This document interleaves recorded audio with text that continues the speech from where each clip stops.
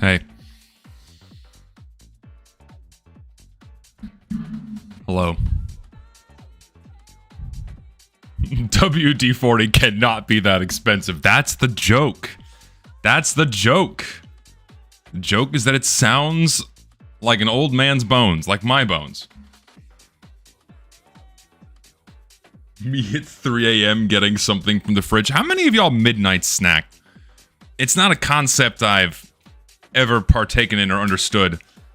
When I'm sleepy or when I'm sleeping, I don't get hungry.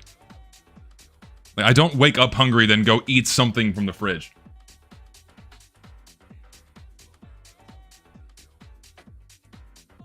I'm not a sound sleeper. I wake up all the time. I wake up like 4 or 5 times a night. But I never wake up hungry. I wake up thirsty. I don't wake up hungry. I don't think I've ever eaten food past midnight before. And the amount of times I've consumed food after the 8 o'clock hour, I can probably count on one hand. Dude, Pissing Dreams is a great Steam alias. Like, do you get the Pissing Dreams? Pissing Dreams is a wonderful Steam alias. I'm taking that. I'm saving that for later. Eat cheese at 2 a.m. Good God. I fear for your flatulence issues. Truly. You... I love this.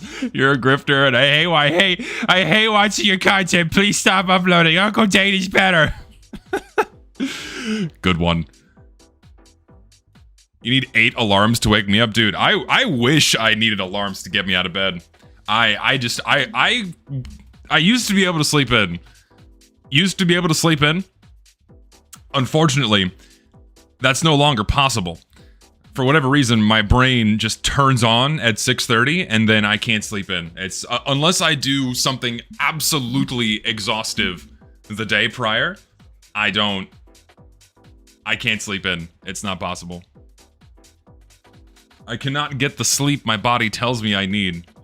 I try every night, and yet I can never get there. You wake up at 9? Holy shit, like, most of my day is over by 9 o'clock.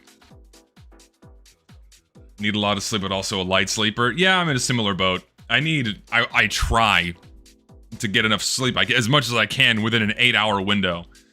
But I usually get like 5 hours of sleep a night, if I'm lucky. That's like the most sound sleep I get on average, is like 5 hours. Otherwise, I'm tossing and turning or I'm staring at my ceiling.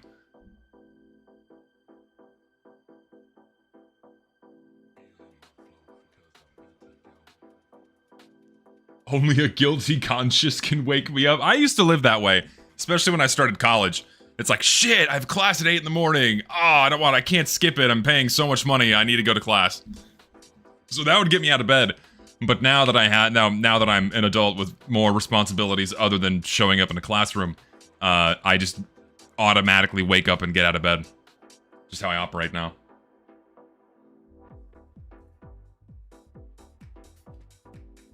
Shalom. How we doing today?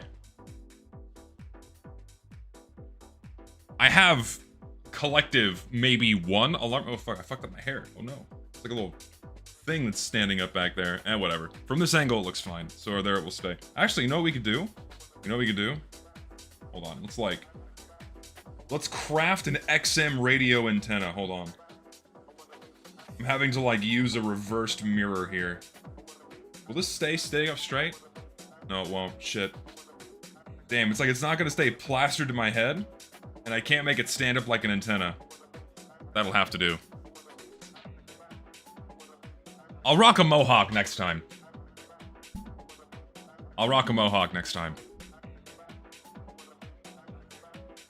Yesterday's stream was terrible. I'm not unprivating it. It's staying there. Sorry. It's not. It's gonna remain privated.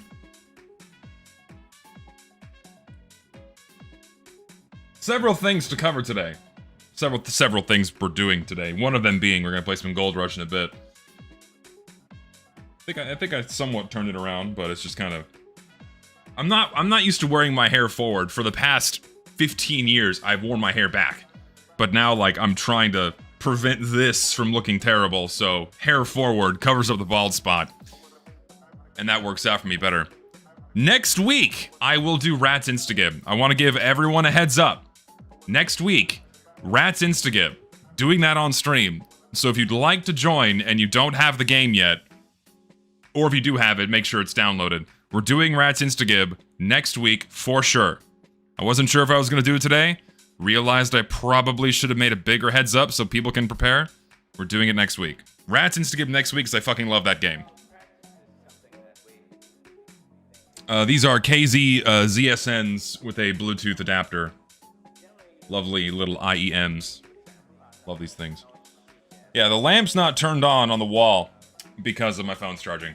My power strip only has 3 outlets on it, so it's either have the light on or charge my phone. I'm choosing to charge my phone. Just how it is. Can't sleep because of how hot it is. Got any advice? I need to like turn the right way so you can see it. Actually, I have to like move out of the way. My advice, comedic reveal, buy a fan. If you're hot at night, that is your savior. If you can't change your air conditioning situation, that takes the edge off. Buy a fan. Like 20 bucks. That'll do it for you. So it's all I can rely on, because at a certain point in South Texas in the summer, air conditioning just it doesn't cut it anymore. It just stays hot no matter what you do. You can set your AC to 70, 65, and the house doesn't get any cooler than 85. It just stays hot. Just how it is.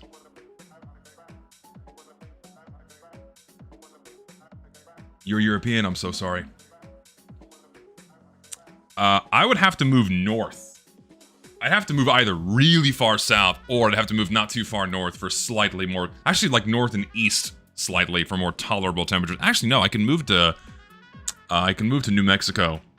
Because at elevation, it tends to be a lot cooler even during the summer, unless there's a heat wave, so... Oh well. Either way, we have something new, we have something fresh that just popped up on the TF2 website news tab. I don't know if y'all saw this, because like not a lot of hubbub gets tossed around about stuff on the news tab, but something popped up. We have another community update. Well, community project, I should say. It's not like an actual update. Don't want to have like a misnomer there. It's a community project, is what this is. Community project, Operation Moon Crash. Before I get into this, saw a few things that were really funny. A bunch of Counter-Strike fans saw this and thought that TF2 was actually getting an update called Operation Moon Crash. And there were some viral posts and some Reddit posts that were like lamenting, like, oh my god, TF2 got an operation before Counter-Strike. It's like, oh ye who know so little. If only you knew how bad things really were for TF2. You guys have it good compared to us. We have to make our own updates and then pretend they're real. That's what we have to do. We have to make everything ourselves. And then we have to LARP that this is going to be a real update. Even though it's never going to be. Oh, man. That shit was really funny. But, either way, we have a new community project that, in a desperate effort to attain ultimate global dominance, Red and Blue race to conquer the final frontier. So, the aim of the community project is to revive and expand upon the moon base theme, which, for those of you that don't know, Valve was experimenting with that with TF2 for a little while. That's where RD Asteroid comes from. And they were planning on doing, or it seemed like they were planning on doing a bit more of an expansion with that theme, but they just never got around to it. I think that concept art, someone might have to quote me on this, or correct me on this, but I believe like that moon-themed concept art was coming out around, or was being made 2013? Somewhere around there, maybe a little bit before that. Somewhere in that time frame, they were dabbling with a moon-based theme for Team Fortress 2, and then it just never went anywhere because Valve stopped working on TF2, so...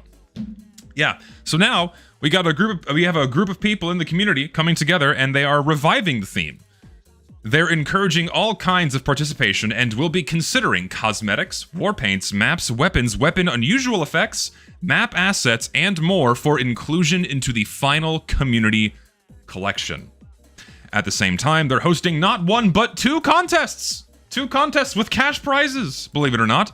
There's a war paint contest, which includes categories for both standard and limited UV Dragon Slayer / skins. So normal war paints and then like, you know, actual set pattern skins. And then a map asset contest. Not a map contest, an asset contest, which includes assets ranging from posters, world textures, gameplay assets, environment assets, and detailed props. Participants will contribute to 5 subcategories with 5 initial prize placements.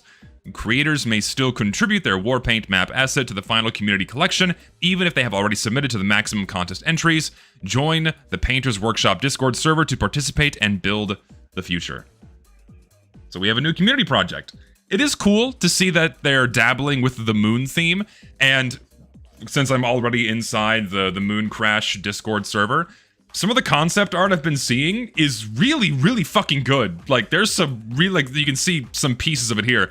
There's some, and like some of these images here are some from really, really well-made concept art. So it's going to be cool to see how these things translate over into an actual 3D asset or a full-blown map, so on and so forth. And I'm really excited to see because there's actually more specific rules for the update, or for this collection anyway. So I want to like find the actual blurb that yeah, here we go.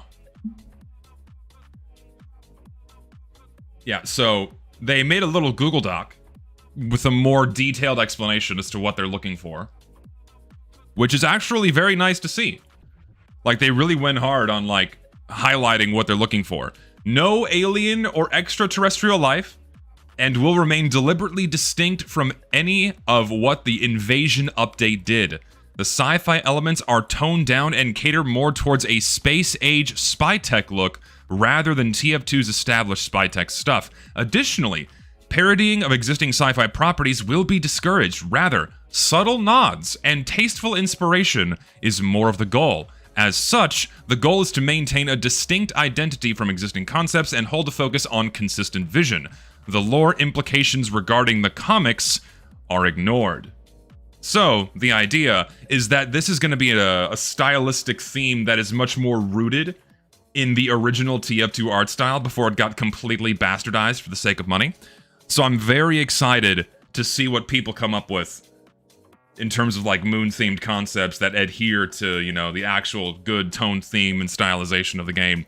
Instead of like, well, I'm just gonna put a big fat green alien head on the soldier. Look, it's funny. Ha ha ha. Money, money, Valve. I want money. I want money now. Green aliens. Yes, yes, money. You know, we're not doing that. We're keeping things chill. We're keeping things reserved and more in line with TF2's art style. So I'm very excited to see what people make. This has potential to have a lot of really awesome stuff made for it. It's going to be very, very cool. So they have 3 maps they're looking for: territory control, a 3 CP, and a special delivery map. You know, looking for 10 war paints, a few cosmetics. Unusuals are entirely excluded with the exception of weapon unusuals. However, I think that contradicts the blog post. Oh yeah, they're not looking for unusual effects. They want weapon unusuals. They don't want hat unusual effects. That's the kicker. No normal unusual effects. No taunt effects, no hat effects, only for weapons. Only for weapons. Release is planned for summer 2026. They're not going to make that deadline. It's going to be later. So, it's going to be very cool. No hat effects. No hat effects. Let's see. World building themes in Q&A. What does spy tech but in space not look like? It should not look like the pre-existing spy tech of Earth. It should remain visually different. The main bodies of computers shouldn't be the main color of the team, but instead hold beige tones. Excuse me. With dull team colorization blocks. Some stronger elements of team coloration can work, but shouldn't stand out more than the surrounding environment unless it is important element gameplay stuff. Think of the colors of the base and how tech fits into that. And then, of course, be careful with tech inspirations. And the details go from there. So if anyone's interested in contributing towards this project, be sure to join the Painters Workshop Discord. You just click on the image off the blog post here. You'll get tossed into that Discord. Sorry, you'll get tossed into the Moon Crash Discord, rather. You'll get tossed into the Operation Moon Crash Discord. And you can get to work and make some cool stuff. Valve can still add hat unusuals from the workshop despite... No, yeah, of course. But the idea is that the idea here is, okay, we're wanting to ship a pack of content that's more grounded and not the usual summer, winter, so much slot paint. It links to the Painters Workshop Discord. Why does it not link to the Operation Moon Crash Discord? I feel like that's an oversight. Anyway, it links to the Painters Workshop Discord. And then from there, you can get into the Operation Moon Crash Discord. So, there you go. No, yeah, and this, and like you might think this sounds strict, but not really. Like, what that all boils down into is, oh, that's a preparation server? Okay, either way, cool stuff. But, regardless, the idea with the theming here is that it may sound very restrictive, but it's not. It's just excluding the overtly tacky shit. It's excluding the overtly tacky shit, it's excluding the hyper neon garbage being thrown in your face, it's excluding the flanderization of the game. It's trying to make something that's more rooted and grounded and more cohesive with the game's art style, and not just like a fucking Party City Oriental trading catalog. That's what's going to it. And yes, limitations breed creativity. Thank you. Thank you. Immensely based in true logic from this man in chat. Limitation breeds creativity. When you have nothing limiting you and holding you back, it actually makes people lazy. It makes people lazy. When you have rules and guidelines and parameters, people tend to make some awesome stuff. It's true. I wonder if I could go back and change that one payload map I made ages ago into a lunar mining theme map, but I don't feel like making original assets to fit the theme. Might need someone else. Find people to work with. Find people to work with. If you have a framework of an existing map, go for it. There's no reason why you shouldn't. Might pitch it and do something, you should. The more people, the merrier. The more contributions, the better, because you can hopefully make a nice, tight, good collection of content. True, you can't think outside the box without a box. Immensely true. No, yeah, and there's been a bunch of people that have been joining the Painters Workshop Discord already, so it'll be cool to see what people make. Because, like, man, we can't, like, themes outside of summer? No, we can make a theme whenever we want.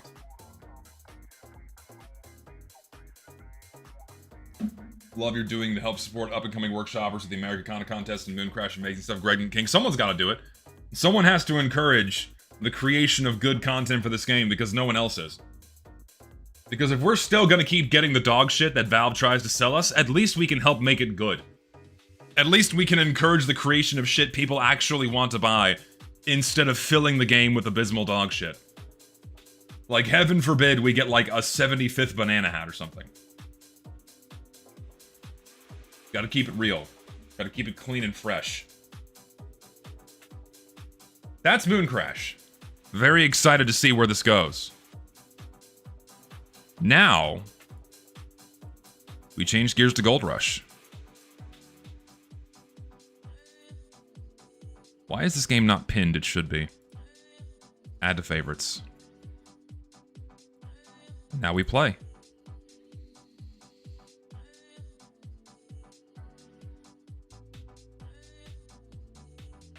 Dude, this shit fires up so fast, it doesn't even lag my OBS.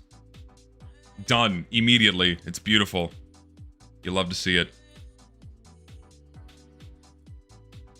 Alright. If you want to play some Goldrush, hop in.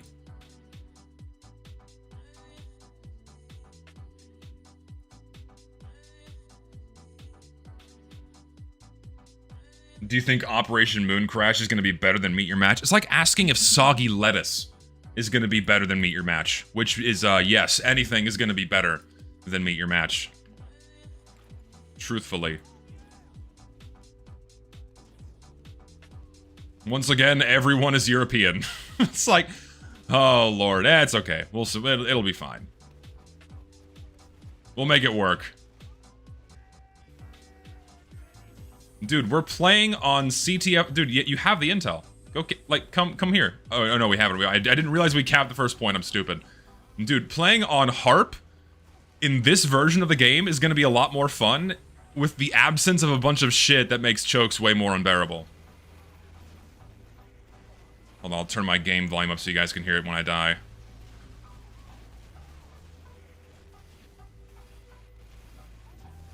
Ooh, there's also a community map I want to play. I kind of want to try, Frontier.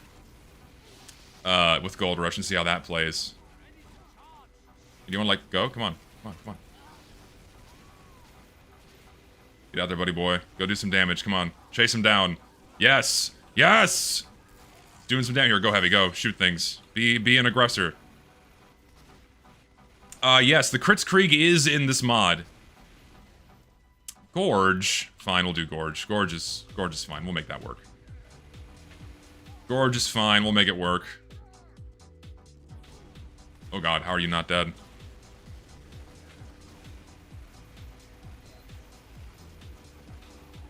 Question about Mooncrash. Are they going to do checks to make sure the Emporium doesn't have a part in this? It's open to anyone. It's open to anyone, and it's under the control of the Painter's Workshop, so there's not going to be any kind of nefarious influence, if that's your concern. There's already been several notable Emporium members that have joined the Painter's Workshop Discord because they want in on the action. Because now that they've figured out that community themes tend to work out quite nicely for getting content accepted into the game, they also want in on the projects they don't have control over. I'm going to leave. Later. I'm dead.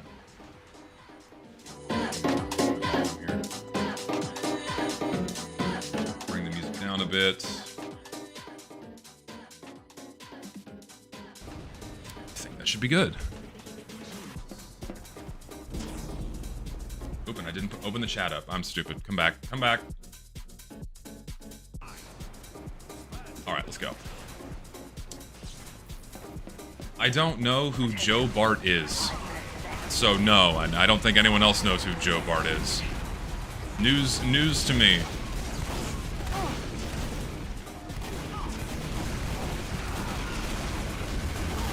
Oh, you are not in a good spot. You are not in a good spot, and neither am I. I'm bumping into a spy. Where'd he go? I felt the spy.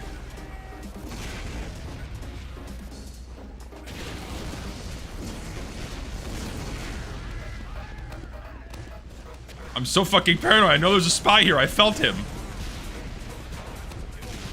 What is the context behind the Emporium? I've been around long through here. References to them? Oh my god, where do I even begin? It is such a long, twisted, fucked up story.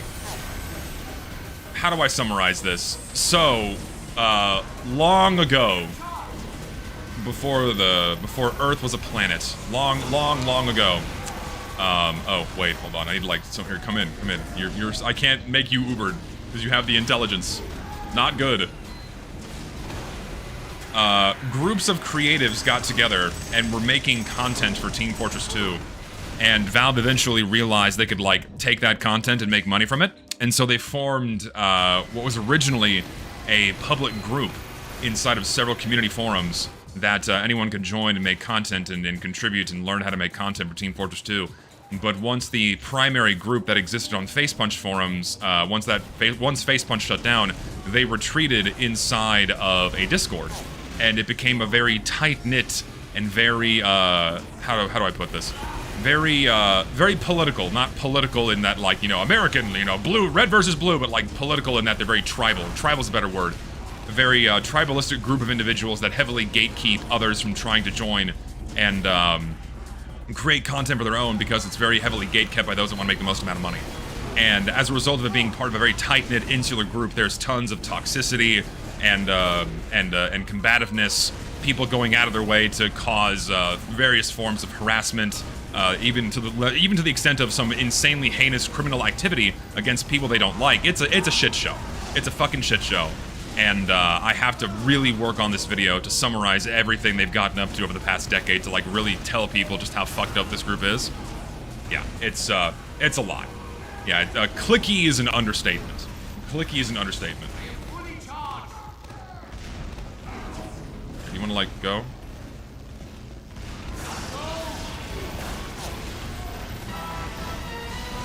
Here, shoot the demo, please. You are not helping.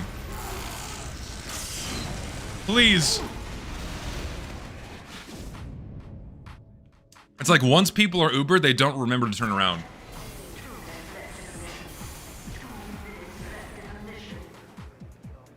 Yes, I need to...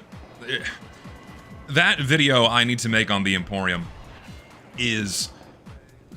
Oh, it grows by the week. Each week there's more things I need to include into it. And I'm not kidding when I say thousands of screenshots, hours and hours of videos, and like hundreds if not thousands of pages of text to summarize into a video to like explain everything these guys get up to.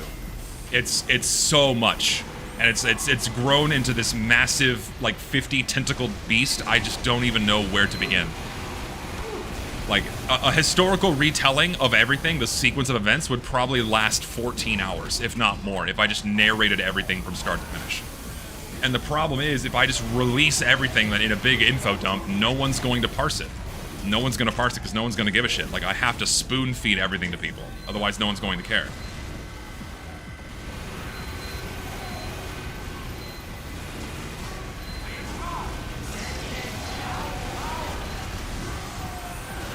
Come on. Get down here. Get down here. Kill shit! Kill shit! Kill shit! Turn around! Please! No one knows how to turn! Where's our intel? Just say 4chan, but worse? It's not even comparable. It's not even comparable. The two really aren't. It's like it's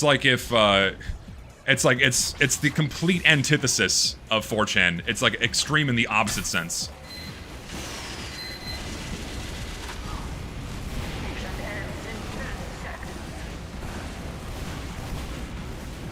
There you go, NG. We win!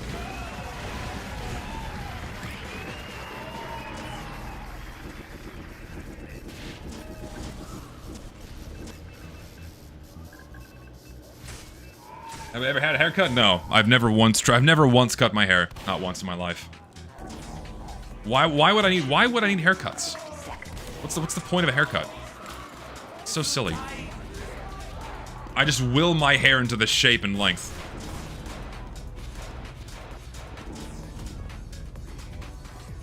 To make my Gmod animations better, should I add more between frames or should I do something else? I mean, more frames is good. It's a good start.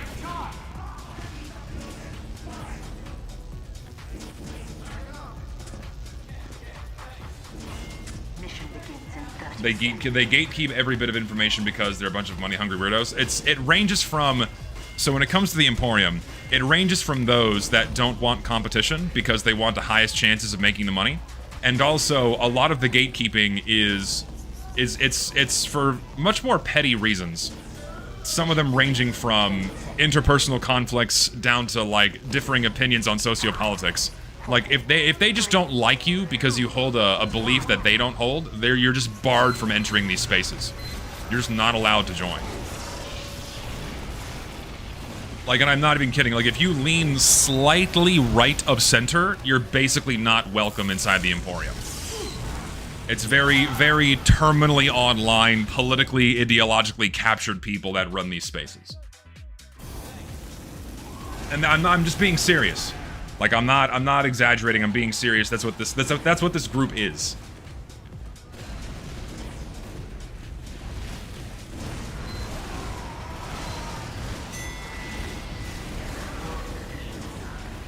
Go, buddy.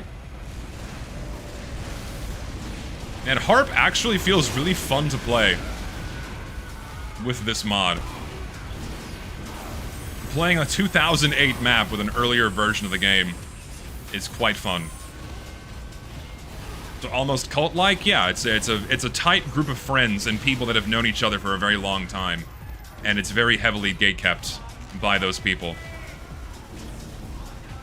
It's by no means a venue in which anyone can come in and learn how to make TF2 items, not like it once was.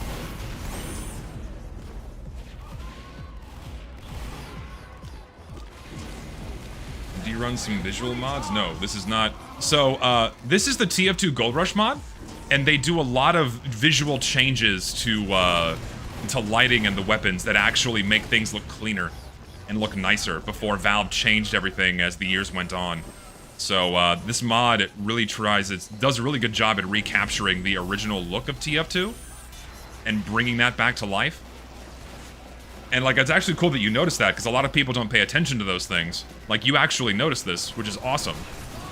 So, that's something special this mod does, and I find it really reductive when people say, well, Goldrush could have just been a server mod. It's like, no, you can't do this shit in a server mod.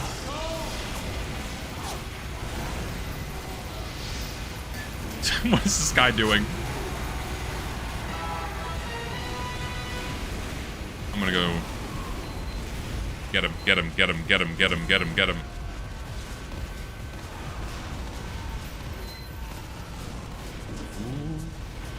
Are there any games I regret buying? Yeah, Lawn Mowing Simulator.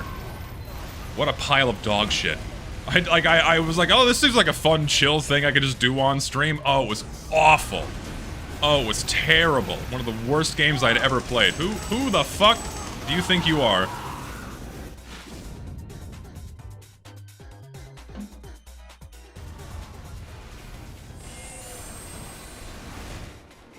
Playing Goldrush genuinely made me happy the first time I played it, even though I was born in 2006 and couldn't experience old TF2. Like, the original TF2 experience is something that no other game can match. Like, no other game has come anywhere close to what this game achieved in 2007. Like, this level of detail and this level of fun. It truly is something, and I strongly encourage everyone to go try this out at least once. To, like, at least get that feel of what this game could have been if it didn't get subject to the end-shitification and end-slopification for the sake of making hundreds of millions of dollars, if not over $1 billion in its lifespan. No, yeah, of course, original TF2 looks better than how it looks today. Because of all the different lighting changes and all the stupid cosmetics, it's like, yeah, of course OG TF2 looks better. And anyone who says otherwise is a lobotomite or they're trolling. How can you screw up a lawn mowing grass simulator? Dude, for one, I don't think they screwed it up. It was just super ultra realistic. Super ultra realistic. To the point where you had to constantly adjust the height of your lawnmower in order to properly cut the grass and complete your job. It was like... It was agony. It really was agonizing. I did not enjoy it.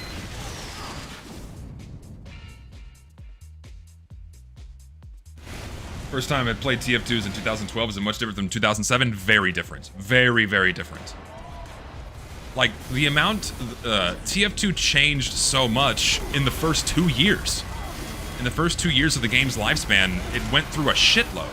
Like, most of TF2's evolution, as some people put it, happened within the first 4 years. And then it slowed down, exponentially once they just shifted gears towards pumping cosmetics into the game and maps and not much else.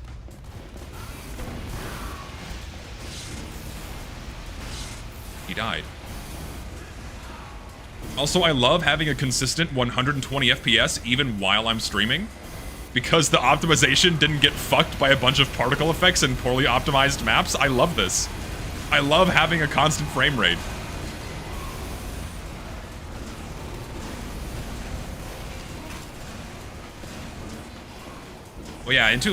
Of course 2007 had some significant differences. Engineer couldn't move his buildings until 2010. Don't forget that. Engineer could not move his buildings until 2010. And Pyro didn't get air blast until 2008.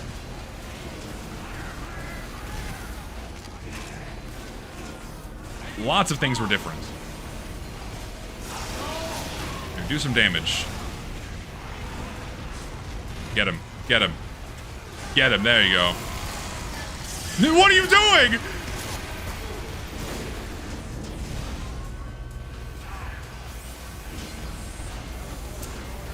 Yeah, then I wouldn't call it a nerf to the air blast. It's that they reworked it, because it's still really good. It's just that it's based on the direction you're looking now, and it doesn't pop people up the same way every single time.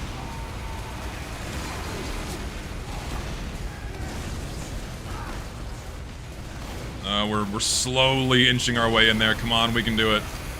We can do it. Come on, we can do it. You gotta have faith. Oh, I got you, I got you. Oh, nope, nope, nope. Time to back up. Horrible timing jumping in there. Horrible timing. Horrible timing. Dude, I love playing on Hydro. Playing on Hydro in 2008 was very different than playing on Hydro in 2026. Because TF2 is, in many ways, not the same game it used to be. Because of all of the unlocks, all the cosmetics, the changes in the game's pacing, by adjusting different class movements and weapon switching. So many things have changed over the years. Wait, who has the intel? Who has it? We need the intel! Who has it? You go, go, go, go, come on, come on, come on, come on, come on, come on, go, go, go. Cap it, cap it, cap it. Wait, there we go. It took a second.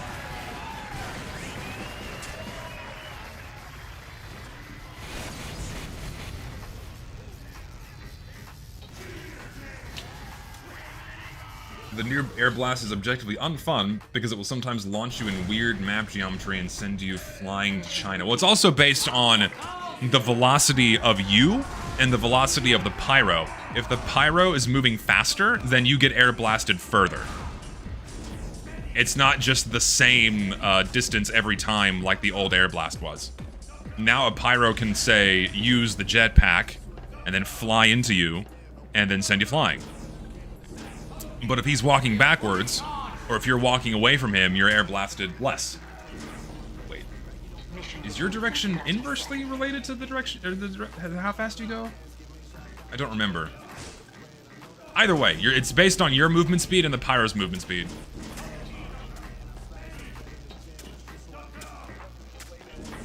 Wish your server wasn't full right now. Well, you just gotta kind of wait in line. Just how it goes.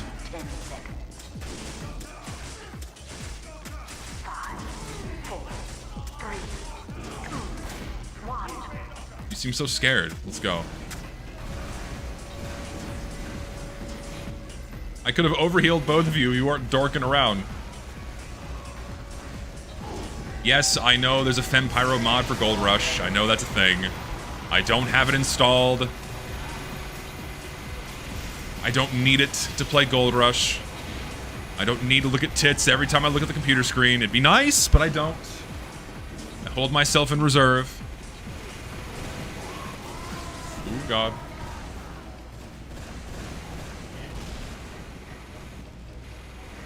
We'll just chill here for a second. I'm not going out there because I don't want to get headshot. What are you doing? What? You're just gonna like scare him? You're like intimidating him with your wrench. Okay, let's go. Run. Time to go. Ooh, time to go. Oh dear, here they come. Stay alive. No! We needed those mini crits. The new Avengers movie is coming out? Oh, right. Dr. Doomsday. Yay. I'm so excited about Doomsday. I don't know about y'all, but I just don't really care that much about Marvel movies. Hi. Hello. Goodbye. You too? Come here. Fuck. Only you didn't turn around. You had 6 health. There's no reason you should be alive. Okay, good, you're not.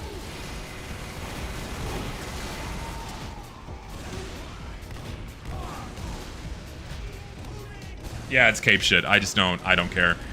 I enjoyed some of them, I'm not gonna lie. Best Marvel movie is the first Iron Man. Just nothing even comes close. It's such a good movie. There are other decent ones mixed in there. But I just like the first Iron Man. That's the best one. I haven't come one of these live for a while. Where do we submit Zest photos? Is there a submit? Okay, so when it comes to submitting photos for the plushie photo or short video contest, I will open a channel inside the public Discord for a way for people to submit their contributions. So I haven't opened that yet. I will announce inside the Discord once that's ready, because people are still submitting. Or sorry, people are still receiving their plushies. Some people have not got them in the mail yet, so we'll give it a little bit more time before I open that up for people to submit. Maybe sometime next week, I'll open that up for people to send things in.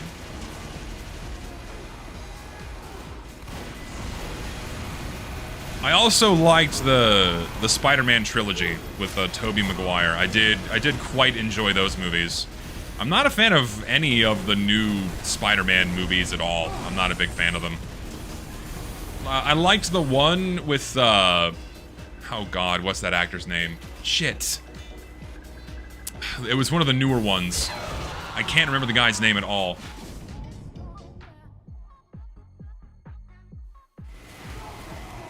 No, it's the guy who played the villain. Like, it was like the Vulture or something, I think was the villain's name. What's that actor's name? I'm picturing his face in my mind, but I can never remember his name.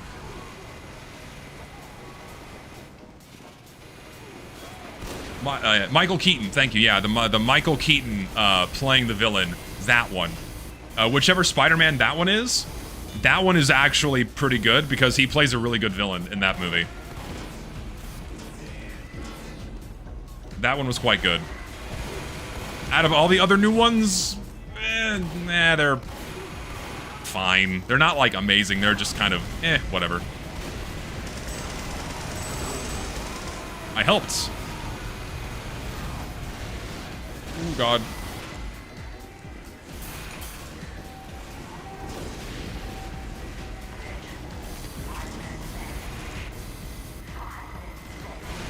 How do I remember actors' names? I barely remember 5 actors by name. Because when I was growing up, we had actors worth remembering. Not anymore. Like, we have the, tell me an actor's name that is under the age of 40 that is worth remembering right now. Like seriously, do we know any? Do we know of any under the age of 40 that are worth knowing?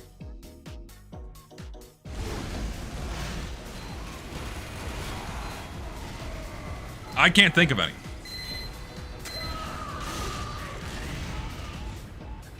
Isn't Robert Pattinson 40?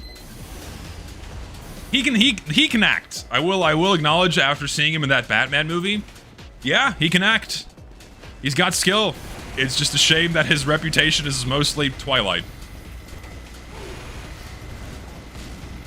The Drive guy? No.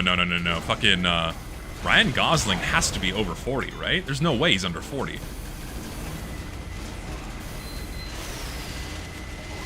Gosling has to be in his 40s.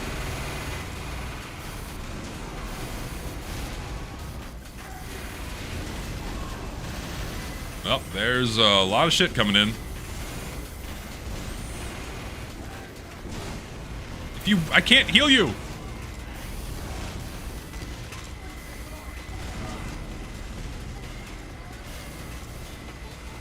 I don't know who Navarro is. I've never heard this name. That's the thing too. I don't know these people. What movies are they in?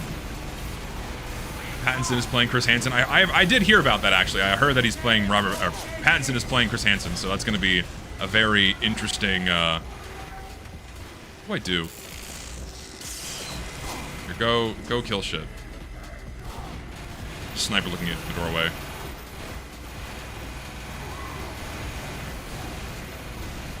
God, I fucking love this map, man. I love the meat grinder. I love me the meat grinder. Go annihilate things. Here, I'll heal you. Amazing actress? What movies is this person in? What movies is this person in? I'm not... I might have seen them, I just don't know who they are. I don't know them by name. Zendaya has the acting range of a teaspoon. Every movie she's in, she plays the exact same character. Every single time. Oh yeah, Miles Teller's a good actor. That's true. Miles Teller's a good actor. I forgot about him.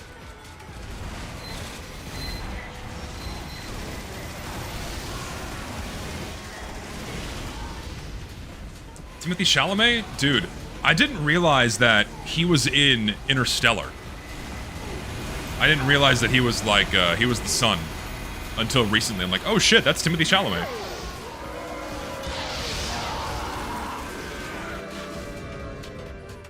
I'll mention 33-year-old Miranda Cosgrove because iCarly funny. What are these Nickelodeon stars up to these days? What is Miranda Cosgrove doing these days? I wonder how much money they made. How much money did they make doing those kids shows, man? Drugs, yeah, I mean, that's the unfortunate pipeline for child actors is drugs. Drugs or other high-octane activities.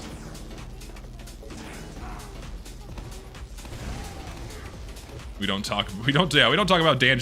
Dude, that, I think it was a Netflix special or something. Talking about the shit that Dan Schneider got up to. Oh my god. Everyone should watch that because that is haunting. The shit that was getting up, that these people were getting up to behind the scenes on these Nickelodeon shows. Oh, Dan Schneider, the Feet Master. Oh my god.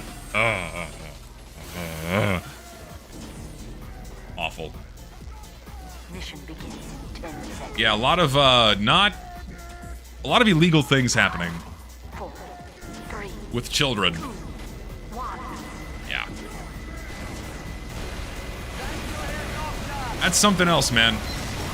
It really is. That's honestly something I'm not like quite understood.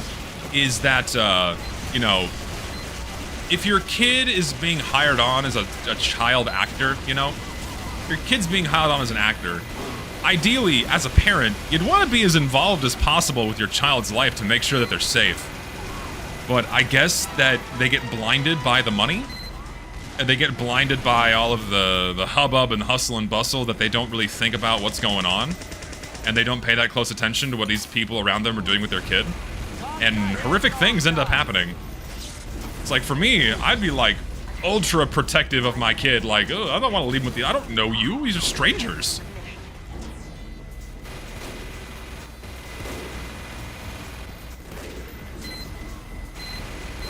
The ketchup feet thing was for me as a kid. I never liked iCarly. Yeah, looking back, like, when I was younger, I didn't really pay that close attention to it.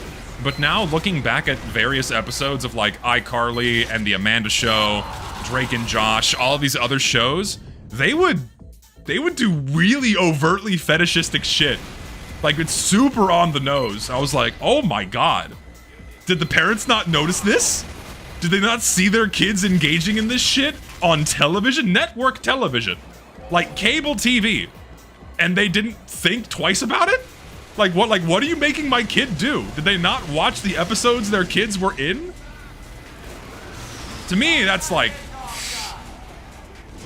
I have seen The Goonies, yes. I like that movie.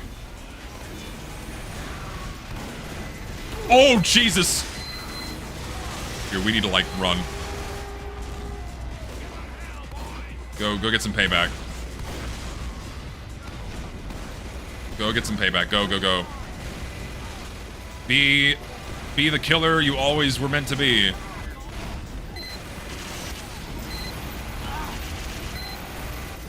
Hollywood has a very occultic and esoteric background. Yeah, occultic is a very apt description of the shit that Hollywood gets up to. Dude, I forgot, I'm trying to remember the name of this movie. I think it had Brad Pitt in it. It was this movie about 1920s Hollywood, or like 1940s Hollywood. It was really disturbing. Like, I'm not even kidding, like the opening 30 minutes of the movie, and I mean 30 minutes of this movie, was this really overtly, like, lavish and disgusting Hollywood party of all these rich people engaging in the most disgusting acts you could think of. Ranging from excessive consumption to alcohol to like really disgusting sex acts. And it was like 30 minutes of this non-stop.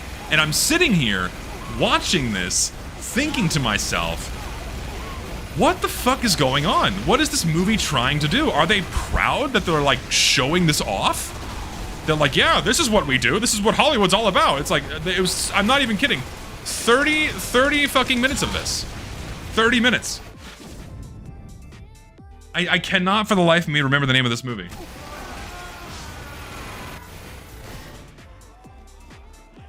Security alert.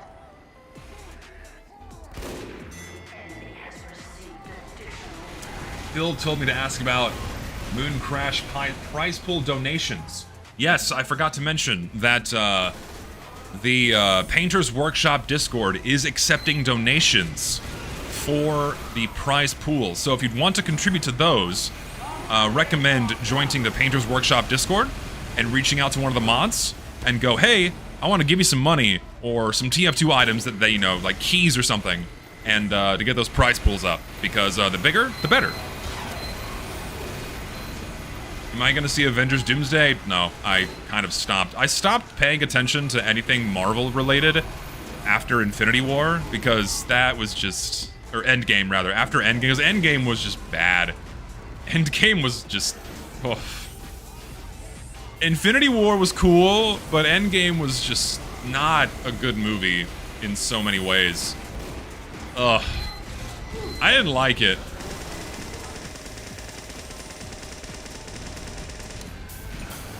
Someone's gonna walk up here. Wait for it. Nope, no one. Security warning. Finally, someone else who sees it. I think the main thing that rubbed me the wrong way about Endgame was like, oh yeah, we can just undo everything by fucking with time. It's like nothing ever happened. Awesome. Great. So like there's no point, there's like no risk anymore. There's no inherent danger other than like, oh no, we have to like figure out who can control the Infinity Stones and then we can fix everything. Like, oh whoa, we can do that. And then like everything's fine and there's a big epic fuck off battle at the end. Just ugh. I didn't like it. You wanna like go harass people?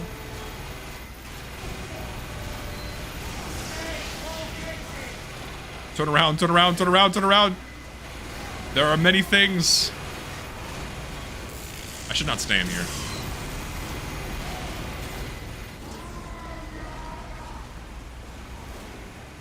I'm going back this way because I'm scared.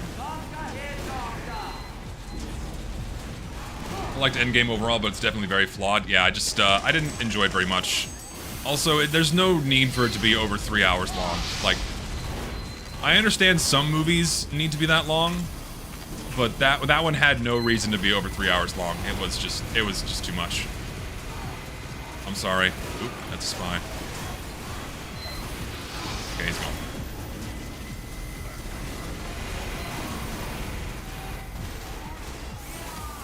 Hulk too masculine must make him modern. That's one thing I did like about the clips I saw of the new Spider-Man movie.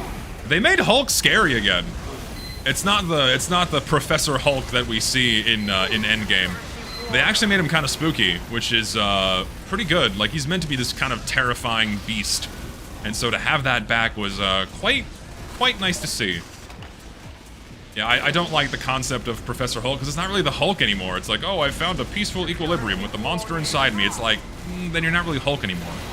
I'm not a fan of that kind of progression. Here, turn around. You have, yes, there you go. That's attaboy, there you go. Just hold down mouse 1. In the event of being air blasted, just hold down mouse 1. You're gonna kill him anyway.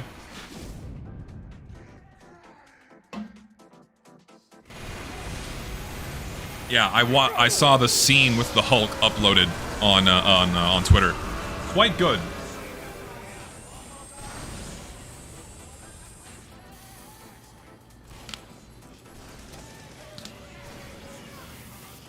I love Marvel slop. I love when good guys beat bad guys for the 654th time. You can get good guys beating bad guys in so many other vehicles than Marvel movies. Like, there's so many good stories of good triumphing over evil that you can get outside of Marvel movies. No, I have not watched the new Ghost in the Shell anime, but you know what I'm excited for? The new Ava series arriving some point in the future. I am very excited about that. Ooh boy. Will I watch the new Ghost in the Shell? Maybe at some point. You know what I'm actually into right now? Is there's an anime called Reiwa no Dara-san. Very, very comfy. I binged the manga all the way through, and now I'm gonna start watching it. It's very comfy, very good. Thank you, Disney, for Urabosing several entertaining franchises into irrelevance. That's it, dude. That's what Disney does.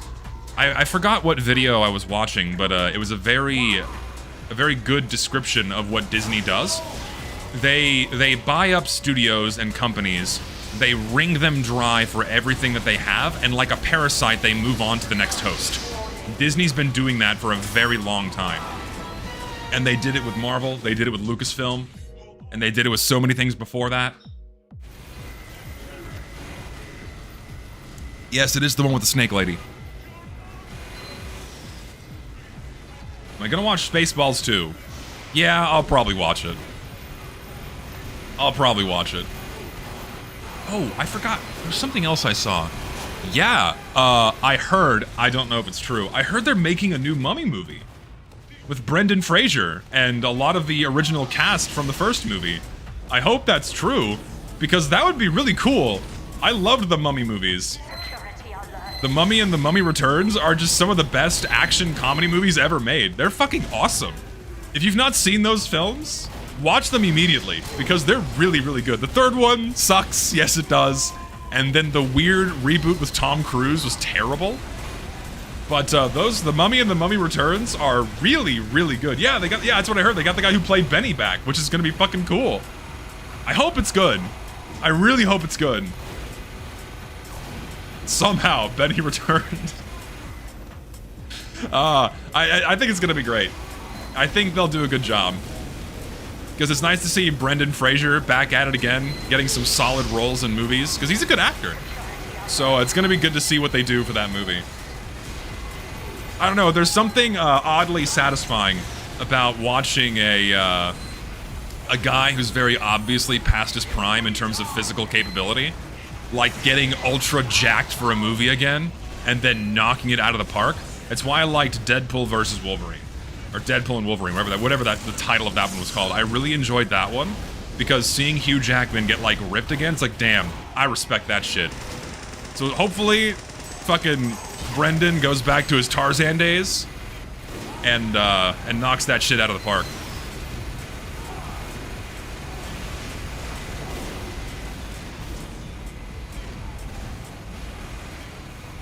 Brendan has a lot of injuries from that franchise. Did he do his own stunts? If he did his own stunts, makes sense. It makes sense. Like, same for Tom Cruise, because Tom Cruise does all of his own stunts, and he's gotten some fucked up injuries, man. I also respect, because, like, you have to, like, love him or hate him, love or hate Hollywood, you know, and all the shit they get up to, but you can't deny, you cannot deny and have a little bit of respect for Tom Cruise for doing all of his own stunts and just consistently making good movies. Like, they're not amazing. I'm not like sucking the dick of all the Mission Impossible movies, but every time I watch the next Mission Impossible, I am thoroughly entertained. And like the Top Gun movies, they're good. They're good films. They're not like the best ever made, but they're good. And yeah, he's a Scientologist. You know, it's a money laundering scheme. But putting that aside, just pretending that's not a thing, you know, it's not bad. Can you, like, get the fuck out of here? What are you doing?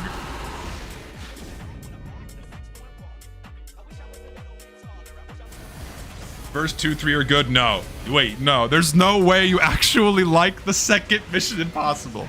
There's no way you like that steaming pile of dog shit. Please, for those who've seen the movies, the second Mission Impossible is the worst one. It's so bad. The second Mission Impossible is so bad in comparison. It has all of the wrong elements of the late 90s, early 2000s cinema energy and editing and pacing and writing. It was so off the beaten path. Like, if you look at the second one compared to all the rest of the Mission Impossible movies, it's such an outlier. It's just, it's not good. I like the rest of them, though. Pure Michael Bay slop, except it's corny. It's so corny. Because all the other Mission Impossible movies, they're over the top. They're over the top, and, like, impossible things happen. That's the point. But, like, they're not corny. The second one is really corny, and it's not even like the funny kind of corny, it's the cringy kind of corny. It's just not good. I think it did have a different director. I believe it did have a different director. I'm pretty sure it did.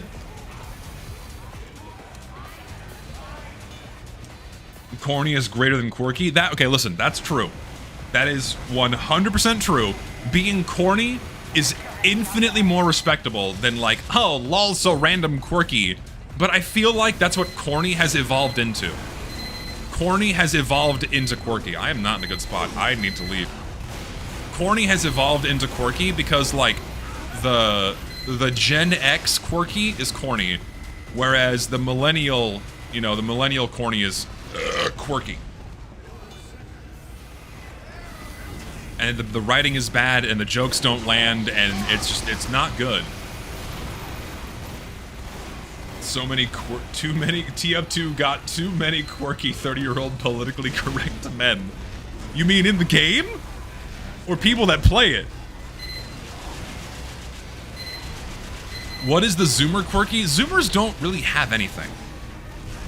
I mean, like on the younger end of Zoomers. Like, I think I've heard several people, including Zoomers, kind of lament about this, is that they don't really have.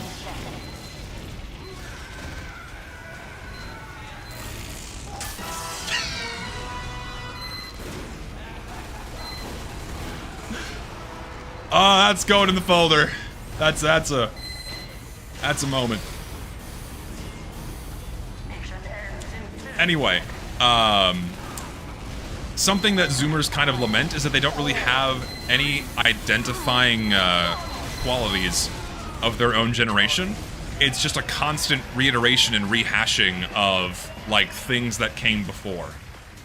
If that makes sense. Yeah, a lack of cultural cohesion is a much more eloquent way to put it. Gen Alpha is lost. Gen Alpha is done.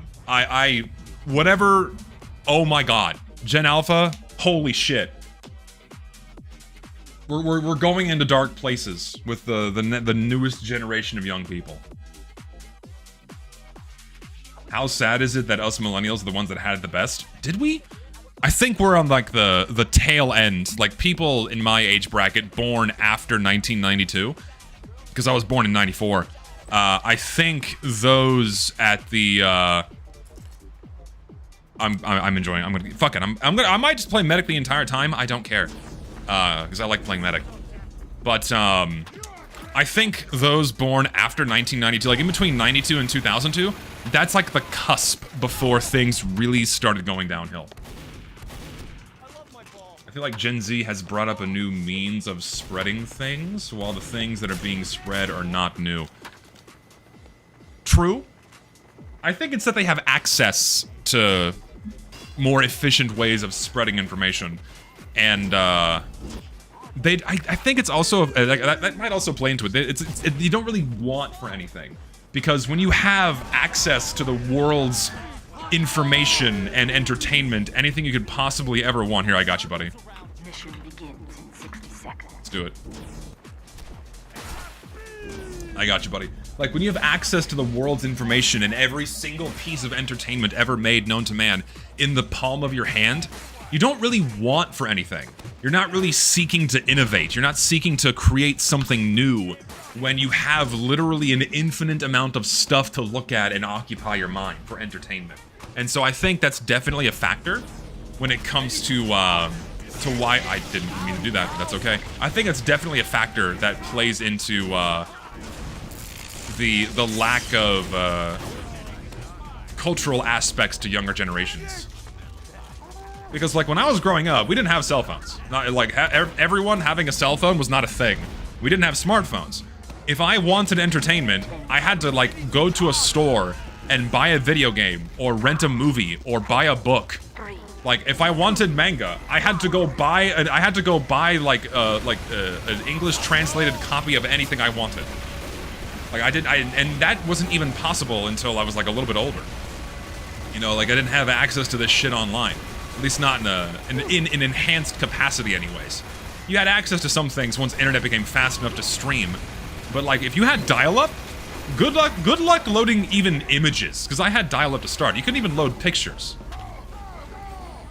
And then when we swapped over to, like, proper copper cabling, then you could actually, like, load pictures more consistently. But we had to make a lot of our own entertainment. Like, I remember, like, myself making up games. I would make up games with shit that I had. Like, I made games to play with my friends inside of MS Paint. We would play war. Like, we would, like, draw soldiers and play, like, a little war game on notebook paper with pencils. Like, we had to come up with our own shit all the time in order to have fun. And now, young people don't have to do that. When they have literally anything they could ever want in the palm of their hand, they don't need to come up with things on their own.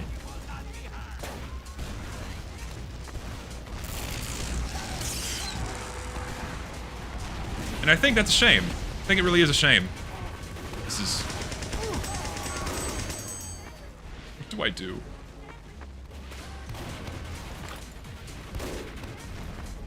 I was hoping I'd get away.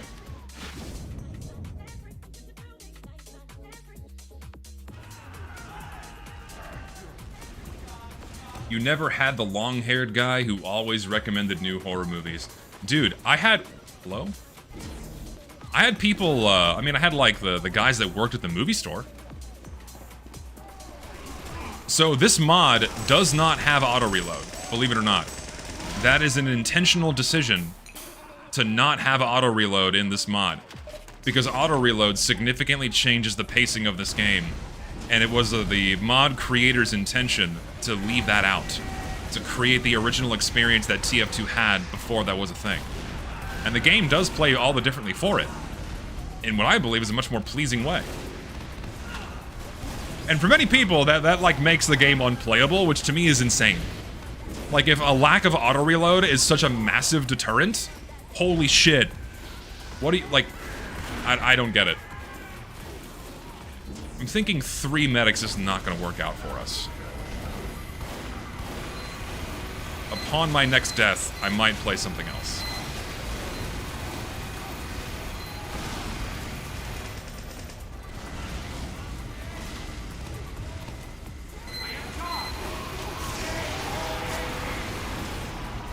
Go, go, go, go, go. Come on. Don't go that way. Why are you going that way? That's not the way you need to go. All the shit's out here. You're like chasing down this one guy. There we go. That's the push we needed. And that's the random crit they needed. All right, back on the point.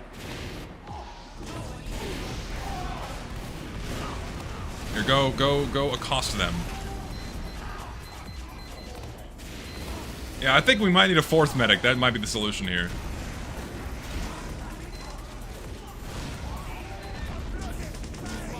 If someone gets a random crit right now, I'm gonna be pissed. I'm not gonna stay on the point because I'm scared for that reason.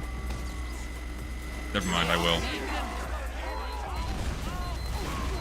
As a medic main, I felt that pain of your Uber going for like a one guy. I mean, it initiated the overall larger push. Oh no! Okay, dude, my life flashed before my fucking eyes, man. Oh my god. Jesus Christ. Dude, my heart was in my throat. Oh my god. Alright, I'm not going that way, sorry. Oh god. Get out of here. Oh shit. They're making another Jumanji movie with The Rock? Why? Why are they doing that? The first one was enough. We don't need 7 of them. Also, I realized I missed out on my birthday. Happy birthday. Thank you. It's very kind of you. Ooh, God. Gen Alpha, the power of Skibbity Toilet in my hands. Listen, I used to knock it pretty hard, and I still do to, like, you know, poke fun. But, on the other hand, I can't... No, you don't need that. You're not getting set up here, we are. I can't knock Skibbity Toilet too hard because we had, like, what are you doing? You're gonna, listen, you're gonna die.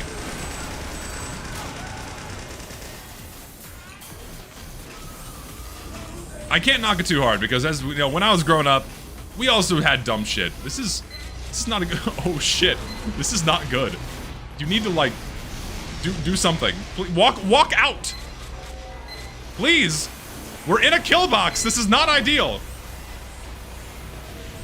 Here, you demo man, go shoot things, please.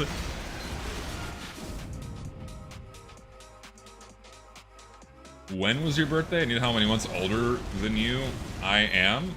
My birthday was in July 27th. Remember those aliens you got in a plastic egg that had babies, supposedly? What? Huh? I have no idea what you're referring to. Also, this guy's still alive? What are you... Why are you here?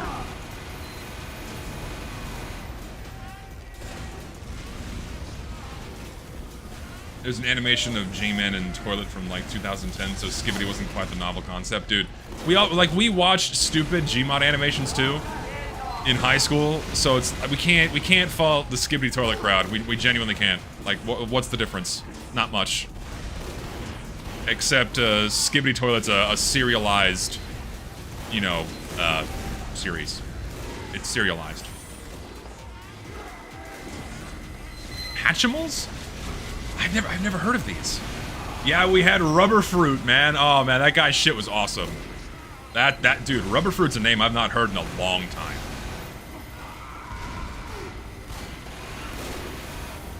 I don't even know what Hatchimals are, man. Any TF2 player has no right to bash Skibbity fans? No, I don't think we do. We don't. We play an old-ass game, man. Here, do you want to, like... Let's go. Here, go be spooky.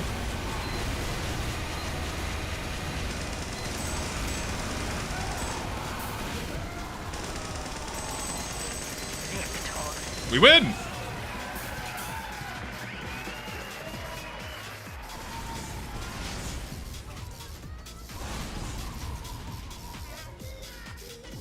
One thing I heavily dislike is how early Zoomers act like they're such a different group of people and so-called late millennials.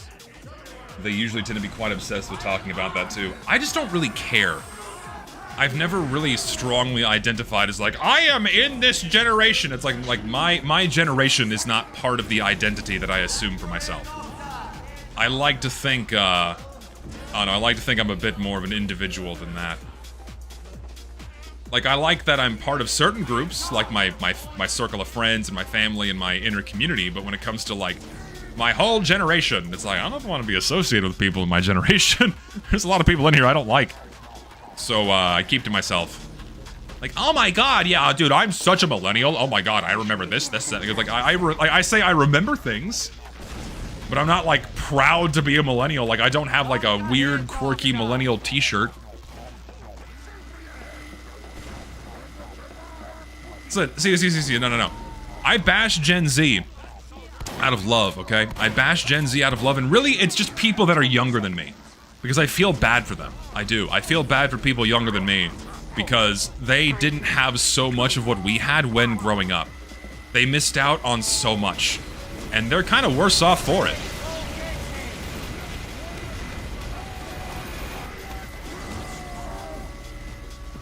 I'm gonna leave. I'm not gonna stay here.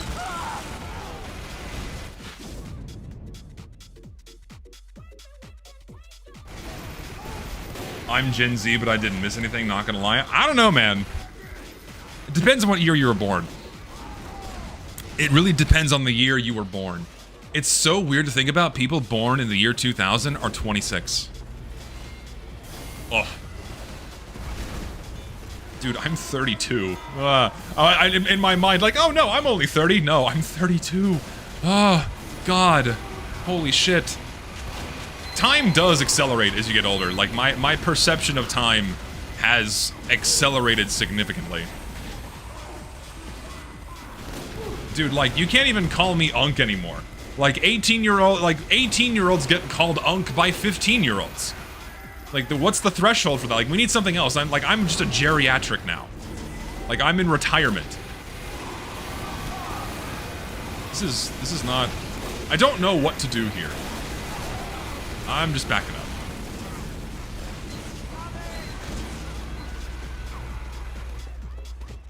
Did he live? No, he did not. What a shame.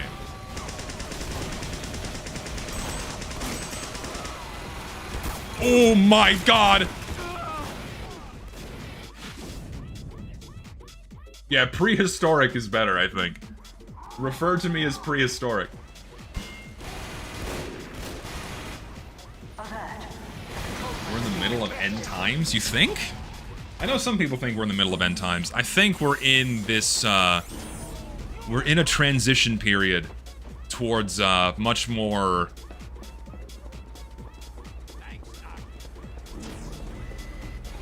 I don't want to use the word dark. We're...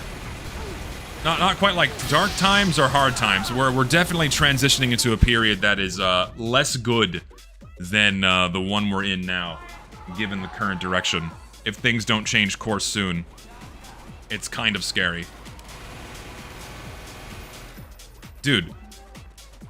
So, yeah, we're slowly entering a surveillance state. I read a story just today about some guy getting arrested in Texas because he threatened, I think, the governor or someone in the governor's office for putting age verification on anime sites. Like, motherfucker, I'm a 35-year-old man. I shouldn't have to show my ID to watch anime. Like, that was his reasoning. And like, dude, I'm 32. I shouldn't have to watch an anime. I shouldn't have to show ID to watch a fucking anime on the internet. What the fuck? And like, I respect the mentality, but maybe don't threaten the life of somebody. Not a good idea. But yeah, speaking of mass surveillance, the age verification bullshit is ridiculous. Like, Texas is trying to enforce it, which is awful. Also, yes, sail the 7 seas. But yeah, the age verification shit is really, really annoying, and it's overtly about surveillance. And yeah, and the flock cameras too. Oh my God.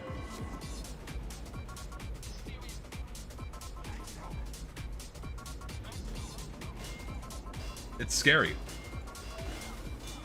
Here in Brazil, the ID verification did absolutely nothing. There was so many bypasses and alternative methods, it just became a joke. Yeah, people will eventually find workarounds until it becomes a crime punishable by imprisonment. If you bypass age verification or something like that. If they make the punishment so severe, then it'll be enforced. They can't quite do that yet, but once it reaches there, it's like, spooky. And I saw a really funny comic yesterday too, where like, oh well, if you have, it's like, oh, they're just used to capture criminals. The flock cameras are just for tracking criminals. You have nothing to worry about. Yeah, it was a crime to stand too close to somebody in 2022, or 2020, 2021. It was a crime to stand too close to somebody. Like, you could get fired from your job if you stood too close to somebody in 2020. And like they can like governments can just decide what's illegal on a whim, and then congratulations, they're gonna track every move you make. I hate that shit. Get rid of it. I don't want to live in 1984.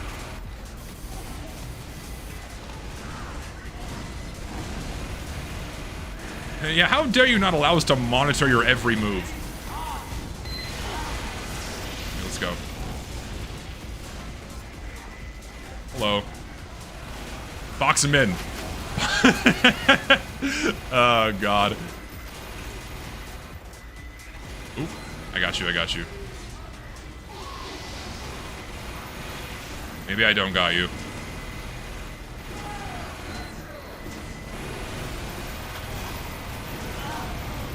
Oh, there's a lot of shit coming. Oh, God. Oh, no.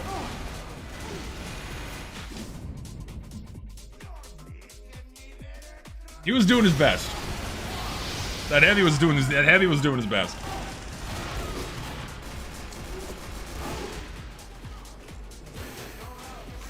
It's like living as an NPC in Watch Dogs. Basically, yes. It's kind of crazy generative AI didn't exist when code was a thing. Time is fast. Dude, like, the capabilities of AI have accelerated so much just over the past 3 years. It really is terrifying.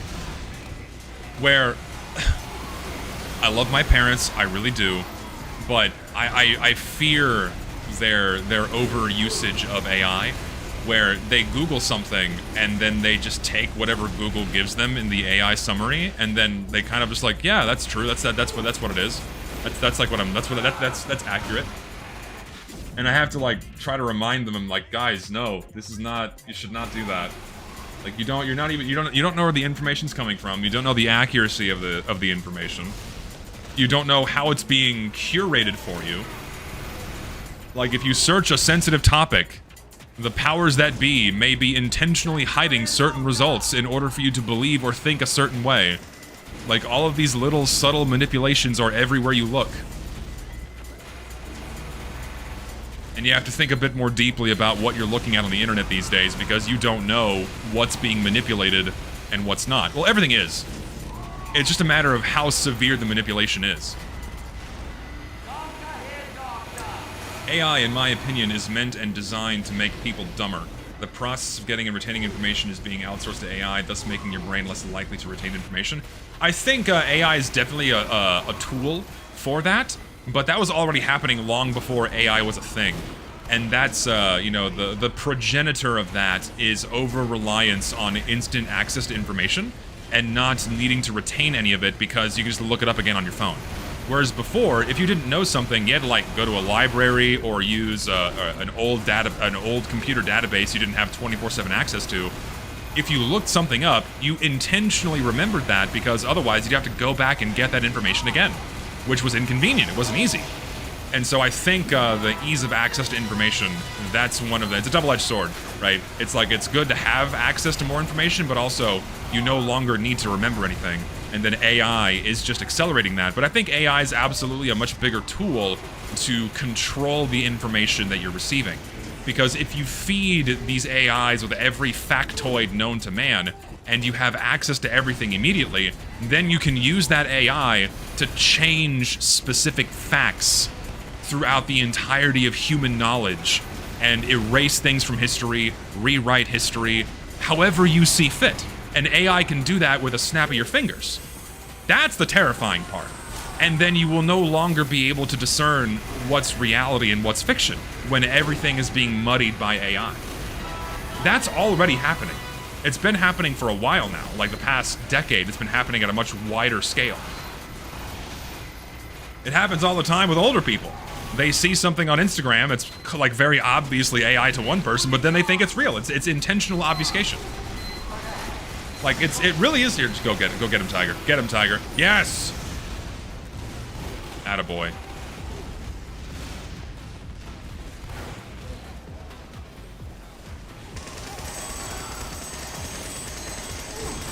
I tried.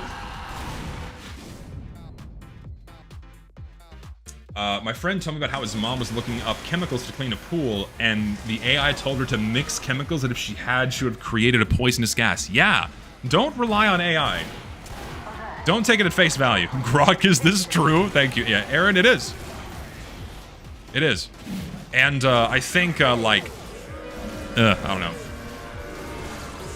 I feel like I'm rightfully skeptical of all of these things.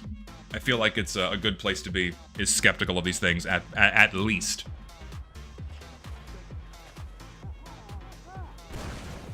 Yeah, I also heard that some people were destroying those flock cameras. I don't think it's gonna stop anything, because they're cheap to mass produce, they just put them back up. Like, it would have to be recurring at a wide scale in order for them to not put them back up, because they probably make a lot of money. Because it's illegal, that level of surveillance is illegal, and so the government's workaround is having a third-party company collect the data for them, and then they buy the data as a middleman. And so they can just track whoever they want with these cameras. It's terrifying. Mission begins in 30 seconds.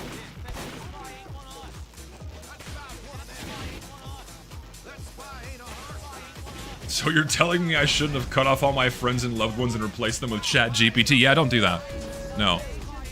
That's also something else too. I think that was a here we go. Big conspiracy brain.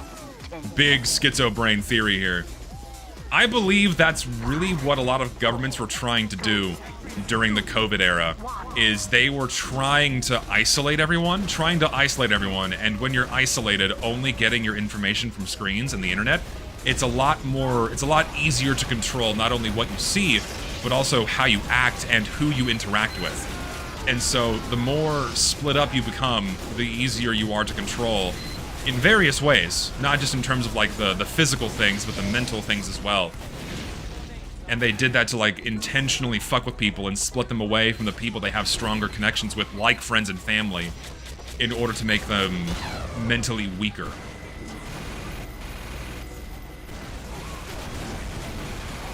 And that happened with a lot of people. A lot of people got lost during COVID. A lot of people got lost. A lot of people were mega isolated, drove themselves insane.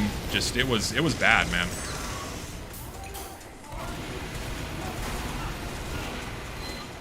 I'm gonna go this way.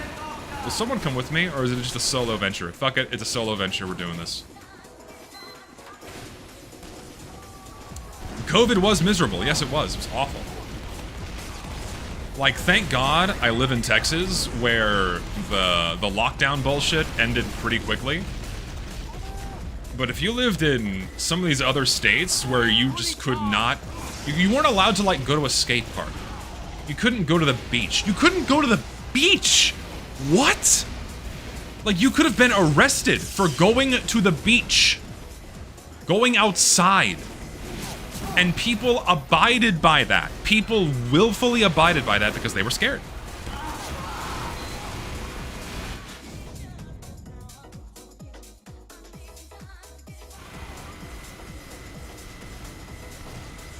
Twirling my evil mustache indeed.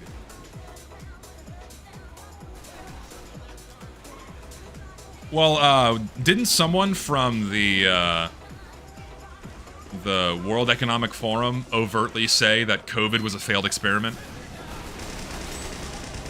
Like, there's a clip of that floating around the internet. That COVID was a failed social experiment. I vividly remember seeing this. Am I gonna review Banny's proposed balance changes? If someone consolidates them into like a document or something, yeah, I'll look at them. I'd be curious to see what Banny thinks some balance change ideas would be. I'm curious to see what he thinks would be a good idea. Hey, we should go this way. There's other pathways to go. Or you know, I'll go this way. You stay over there. Come on, let's go. You a spy. No, you're not. Of course. Fuck.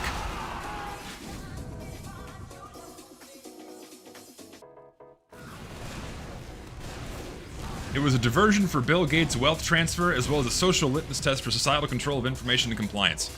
The second part, absolutely. Definitely like the bigger of the two. It's definitely a compliance test for societal control. 100%. Haber. How was it a failed experiment? Because people pushed back. People pushed back heavily against it. They were testing to see if they could get everyone to comply, and a lot of people pushed back and raised hell, and they couldn't maintain it. It fell apart, so that's why they considered it failed. And even now, like, some of the most extreme people that were, like, neck deep and were fully convinced that the world was ending and abided by all these laws and regulations to the T, like, to the letter to the T, like, even these people look back on it now and go, why the fuck was I wearing 4 masks at the same time? Was I insane? And the answer is yes. They deliberately made you insane.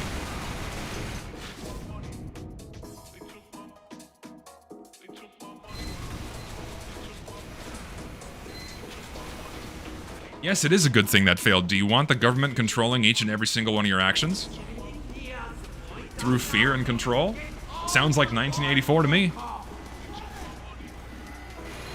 No, yeah, no, trust me, like, some people never got out. I also still see some people wearing masks inside of their cars. Like, that's how scared they are. Even today.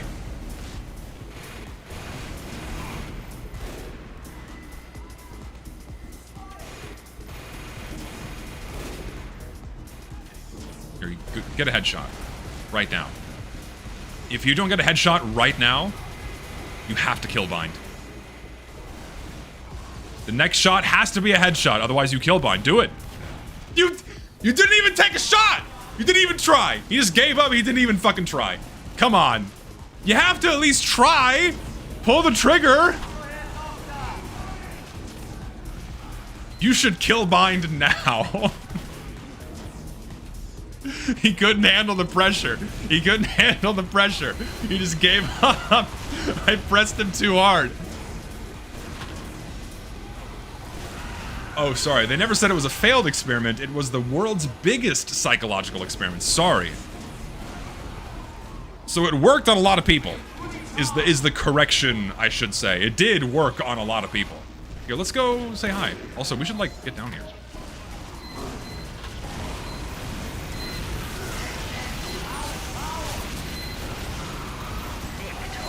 Great success. Hey, Aaron, if you're still around, you want to, like, load up that community map? If not, I can do it. I think Aaron's still here. Yes, he is. Aaron, you want to do that community map? If you can, it'd be awesome. Yes. All right, we're doing a community map. Let's check this out.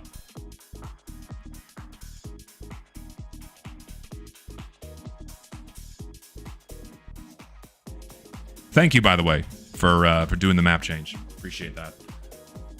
It saves me from having to fumble for a few minutes.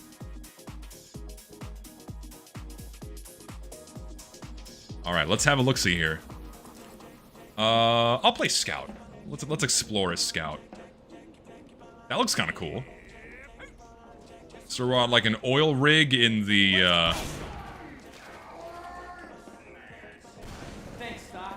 we're in an oil rig. Oh, that's cool. This looks like not... It looks good, and it doesn't look overbaked.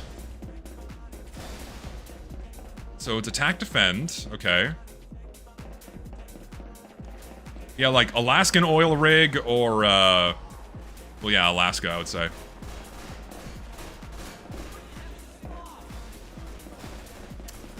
Dude, this map was made in like 2010, I think. So this map is really old. This map's really old. So already better than Demolition because the whole map doesn't fit inside the spawn room. Already off to a great start. Wait, I think I've played on this map before. I have. I remember that platform. I have played on this map before. It's just been a while. I like this map. It's a little bit of a spaghetti bowl in some places, but it's decent. The room's a bit empty. I think it's okay. There's this, at least. Some cool, like, custom assets here. That's nice. Look at that. That's cool. It's neat. Mission begins in 30 seconds.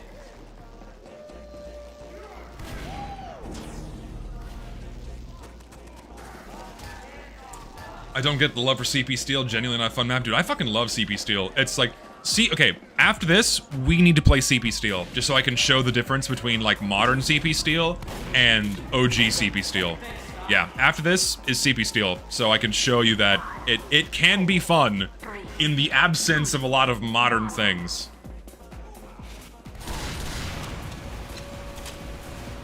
Alright, what should we do, Scout?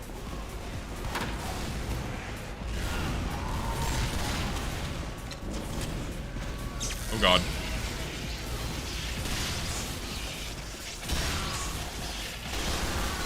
Anyone else? Alright. I don't know where the point... Oh, hi. Oh, dear. Sentry gun. CP Steel is my favorite control point. Yes. It wasn't my favorite. I would say, I don't know. I'm not sure what my favorite attack defend map is. Maybe... I don't know. I'm not sure. I don't know. I like Gorge.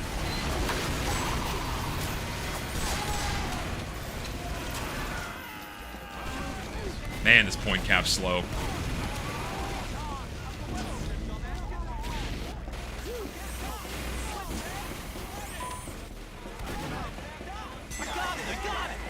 Five Gorge is the best CP map? Nah. Okay, so we're talking about attack defend, not 5 CP.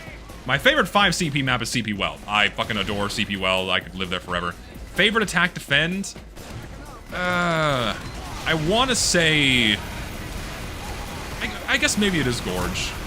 Wait, my ball, like, didn't... Oh, Uber, that's why. Ooh, God. Oh, we can go this way. Here, come get health kit.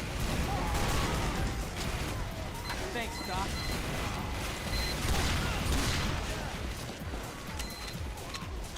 Can I jump around here? I can. Nifty.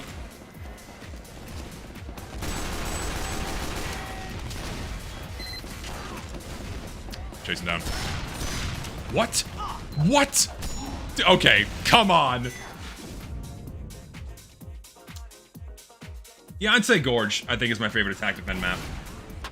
Powerhouse, that's like 3 CP. It's one of a kind, it's still my favorite map in the game, so. Hello?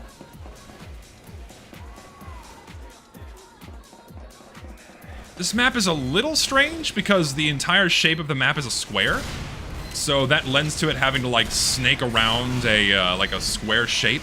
So it like spirals like this. So it's a little weird having to do a bunch of 90-degree turns all the time. So it makes playing on this map a little strange, but it's not bad. Like when you're playing a game, any video game, like any FPS, and you want to have like a nice flow state, having your player make a bunch of 90-degree turns to get them to where they need to go doesn't feel very good. It also makes it a bit harder to remember like where they are. So like maps that are a bit more strewn out and linear, you know, like longer, curvier turns, you know, not like so shallow that they turn to like sniper sight lines, but like having to do that and having to do that, like this doesn't feel good to do that with like any spawn. Like doing a full 180 out of spawn is no bueno.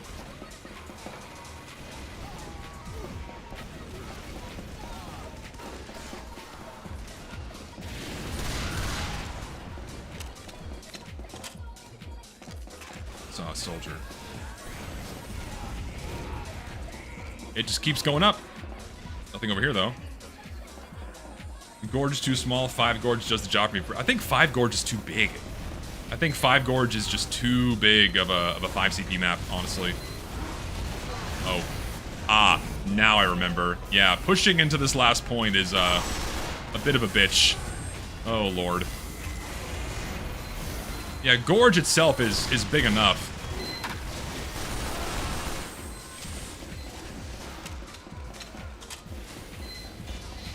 Yeah, the map does feel a bit like a maze.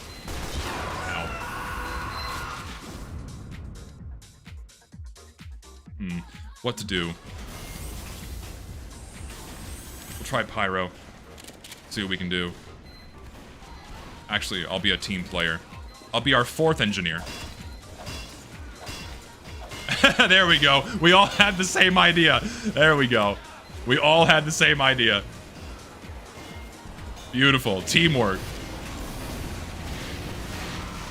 Oh, that's an Uber.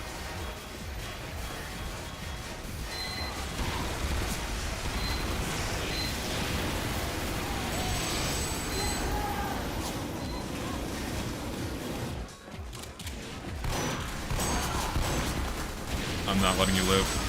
Except it's a sentry gun.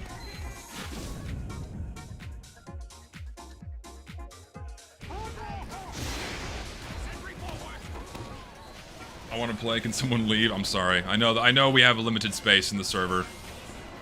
I know, and I feel like bumping it to fucking, I don't know, 32 would be a bit much. Oh, this is brutal. I'm thinking this way may not be the best way. Who the fuck? Who's doing that? Oh.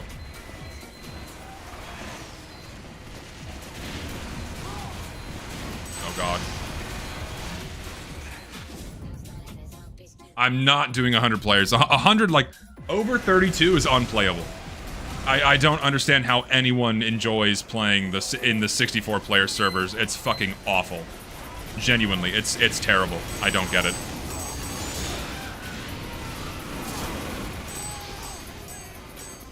Oh, now we have access to what's going on down here.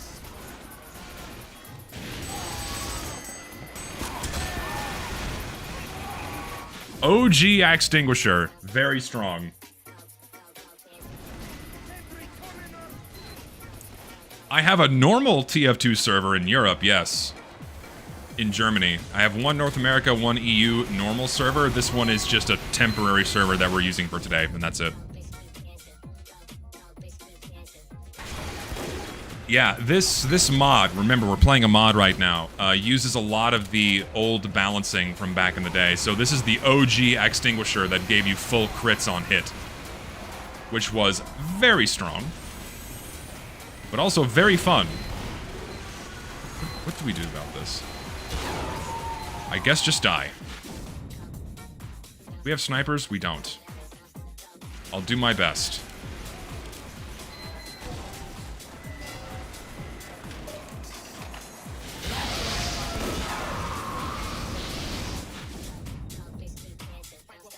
Yes, this is the Goldrush mod.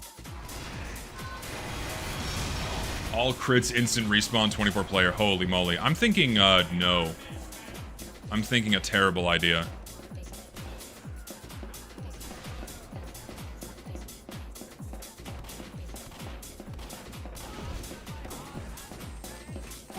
What the fuck? Oh, guess I'm dead again.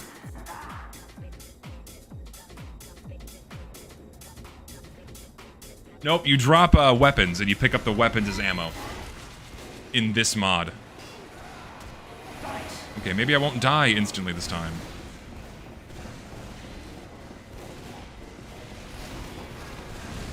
Nope, not doing it. Oh, that's an Uber. That's an Uber.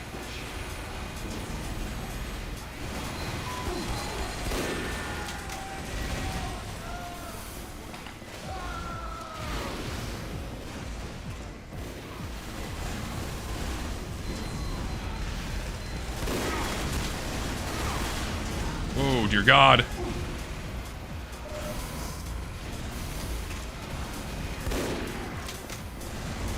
Go soften them.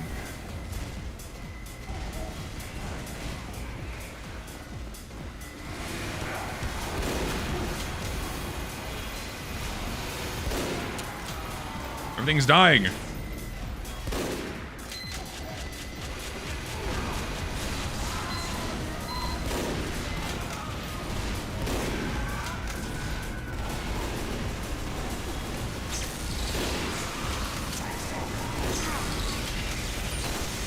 Come on, get on it! Get on it! Get on it! Come on! We can do it! Come Come on, get on it, get on it, get on it. Go, go, go, go, go. Come on. We can do it. Yes, finally. Holy shit. That was rough. My God. I had to focus on the game for a second. I'm sorry. Oh my God. That last point is AIDS. Holy shit. Man. That last point is AIDS. Yeah, first two, not so bad. Last point, oh. Mission begins in 60 seconds. We'll give this a fair shake, and we'll do a full round on defense too. And then if people want to change it, we'll move on over to steel. We can do that. No, last point has the fastest cap time compared to the first two. We're gonna regret doing this. I'm gonna like not. We shouldn't stay here. Staying here is a mistake. Where could we go?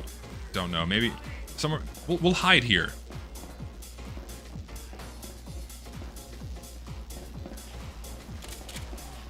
Which TF2 had a credits button in the main menu.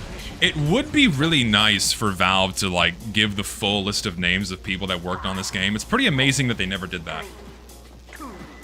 Isn't that strange? Valve never did that for Team Fortress 2, and there are so many very talented people that worked on this game that have never been credited properly for it. I think that's insane.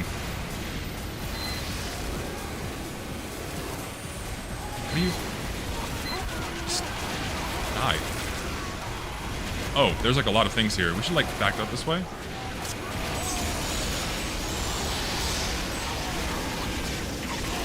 Anyone else? Anyone else? Anyone else? Anyone else? Anyone else? The control point is being contested. Well, we got something, kind of. I'm somewhat proud of that, I think. Oh, that's a sentry gun. I can kill it. I can kill it. We don't need it. We don't need to worry about that. And a spy.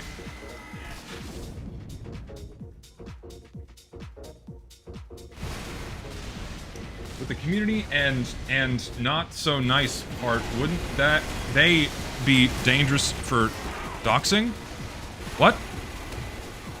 Here's all the people we fired button. Yeah, it's actually very accurate. Yeah, because like most of the people that worked on Team Fortress 2 don't work at Valve anymore. And they fired a lot of the people that worked on Team Fortress 2 back in 2013, which is not good. So having credits for Team Fortress 2, it's like, yeah, here's a big list of all the people we told to fuck off. Can I not burn? I wanna go in that room. Ooh, okay, that's very busted.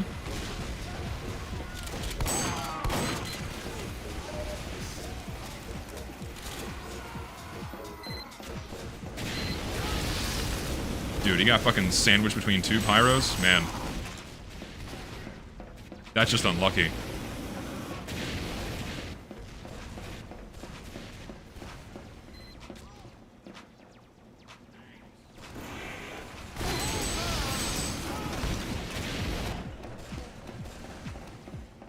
He tried and failed. In many such cases, pretty much every game studio is a ship of Theseus at this point, and these are not the people who made the games you love anymore. No, yeah. In fact, they hired a lot of people that just don't know how to make games.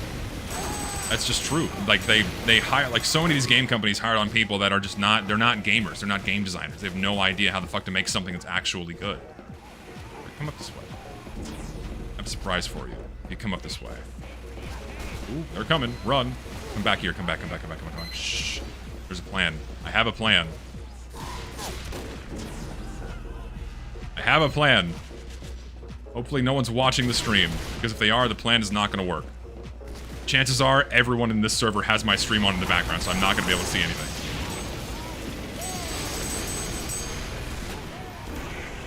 Oh. Damn. Used my own plan against me. What do I think about Jerma coming back? It's not that he came back. I think he just, you know, wanted to crank up TF2. He's, like, excited about the MVM update. And then, of course, we'll all see what comes of that, but... yeah, I don't know. he's not gonna play TF2 all the time like he used to. It's just gonna be, you know, a rare booting up of the game.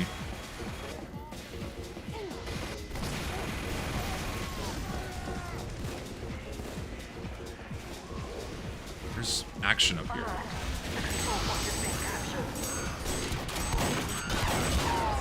What the fuck? Where are these guys coming from?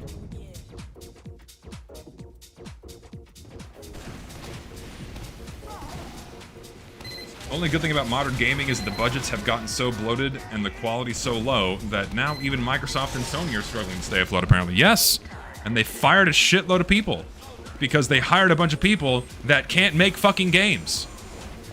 They're not making things people want to buy. Is that really so surprising?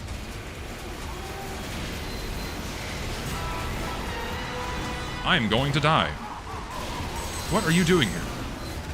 Oh, it's an Uber. Okay.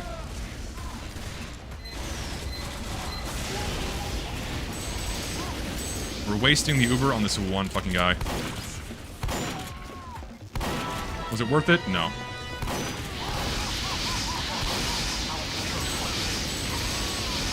He kills us both.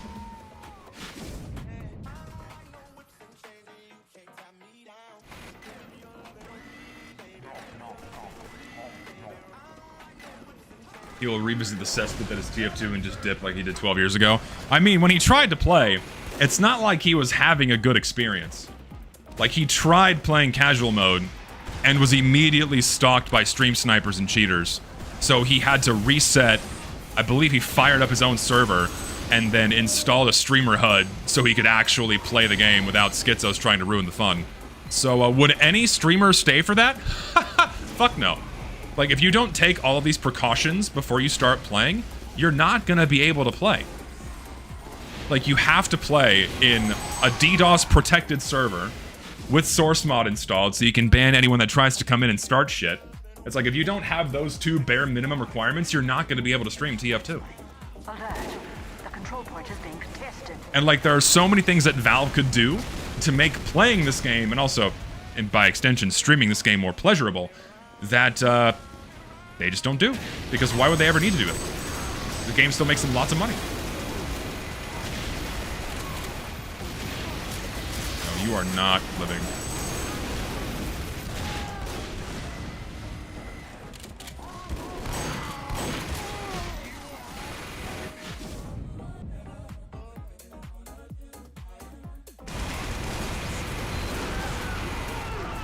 Really surprised how he can hold that frustration. I think, I mean, if you've been streaming for as long as he has, he's absolutely dealt with his fair share of bad actors. Like, it's just part of the game at that point. When you stream, you're gonna have people that are coming around and trying to fuck with you. No matter what you're doing. You could be trying to bake a cake, and someone's gonna be in your chats trying to start something, right? So when it comes to TF2, it's like probably child's play compared to the other crap he's had to deal with.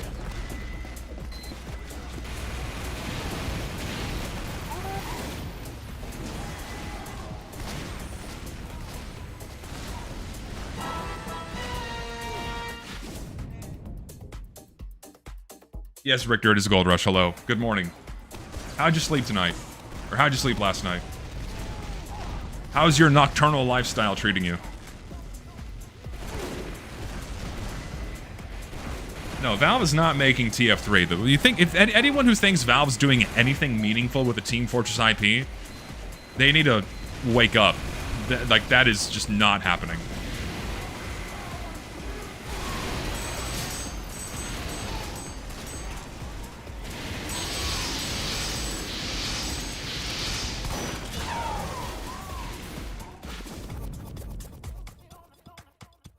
It's all about Deadlock right now. Deadlock, Deadlock, Deadlock.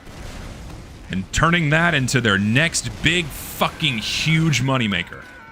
If you think they're doing anything other than that right now for game development, I have bad news for you. Valve's trying to figure out how to get that Taco Bell crossover for...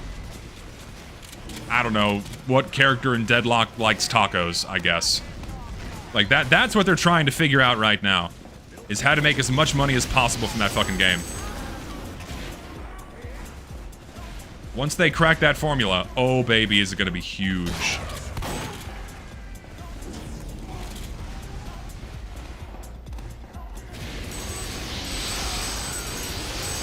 Well, that's good timing. We'll take that.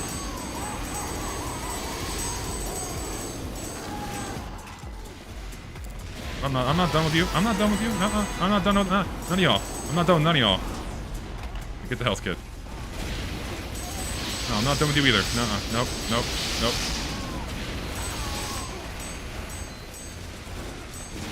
Oh, they have a teleporter up here? No wonder.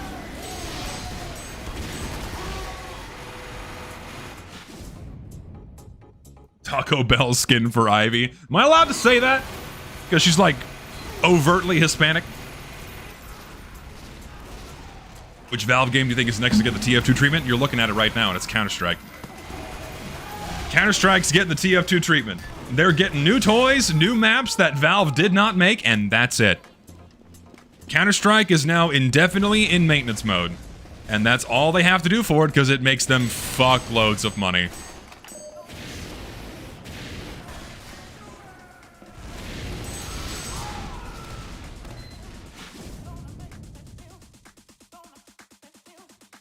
You have permission to say it Mexican here?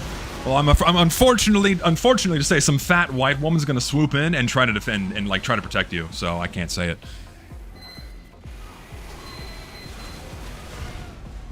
Unfortunately, despite receiving permission from a Mexican directly, a fat white woman's gonna come in and play defense for you. To try and protect you from this overt racism of saying Ivy should get the Taco Bell crossover.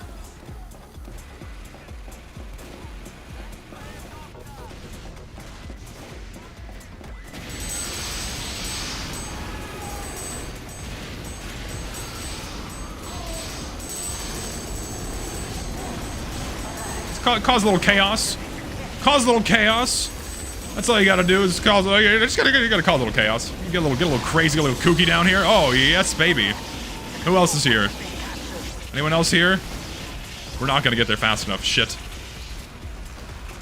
No, you're not. You're not. You're not. You're not. No, none of y'all. Nope. Every single one of you has to die now.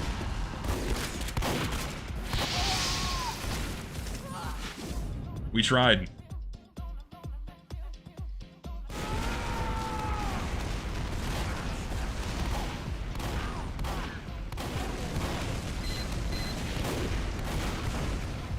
Is there a fast food collab with this game? There's a collab with a, I think it's a, is it a sous vide thing?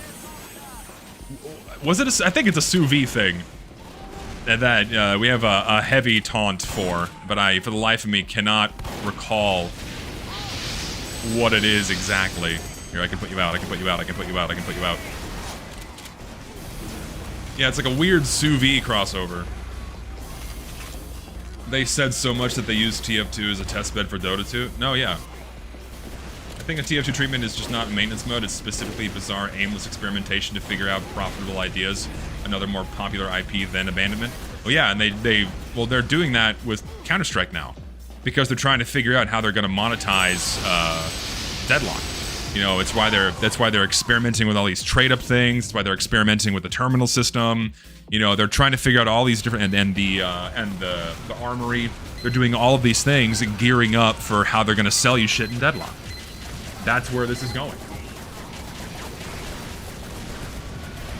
That's what Counter-Strike is to Valve now, is an experimental testbed for Deadlock.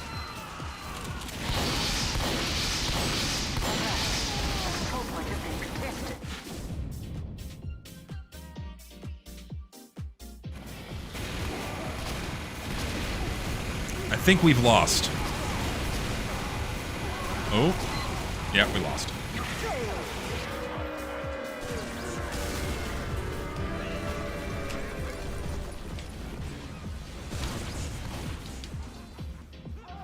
Well, yeah, I mean, all of Valve's games are already on autopilot. Alright, I'm gonna do SM score. Oh, wait, I can't do it in this server, I forgot. Yeah, let's just RTV. Fucking... Yeah, Aaron, put us on steel. If you can. Thank you.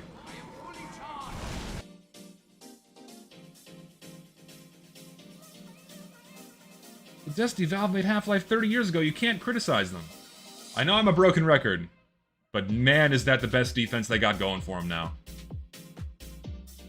It is. I wish TF2C was made by more competent and less totalitarian modders. The easier mod capability for people to make their own tweaked version of TF2 was a great idea, but alas. Well, I mean, that's the inevitable conclusion when you have very tight-knit and insular communities that are at the helm of any kind of meaningful project, is that they'll inevitably fall into that totalitarian and very gatekeepy and cliquey sense where you're just at the mercy of whoever's in charge. And if they slip out of line, which in the history of TF2 Classic has been more than once in very catastrophic ways, yeah, it's not going to be good.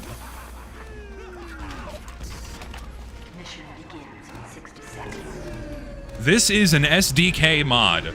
This is an SDK mod called TF2 Goldrush.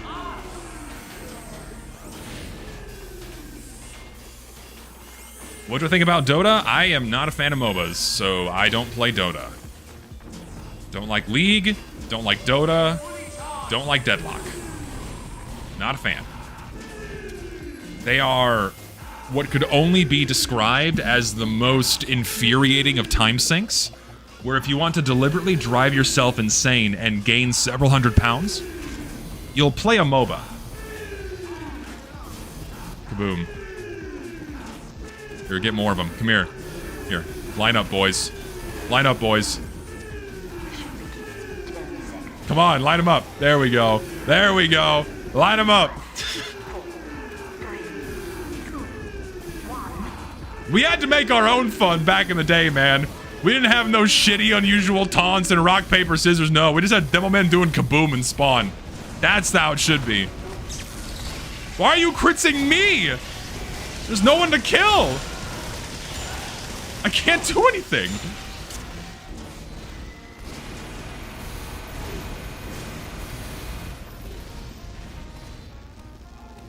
Here, come on. Here, come this way. Come this way. Come. No, don't go down there. Why? Fuck you. Fuck you.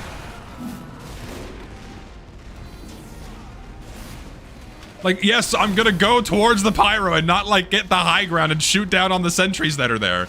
Please. Okay, I lied. Steel is the exact same as it is in modern TF2. Steel is no different. It's the same. We cannot escape this hell.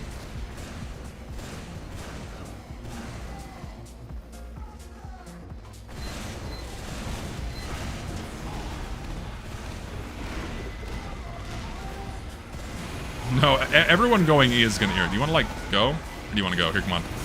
Come down here. Come down here. Attaboy. Here, turn around, maybe? Turn around? There you go. That's the spirit. That's the ticket. That's what you like to see. Turn around! No! Come on the point! Help me, Aaron! Fuck!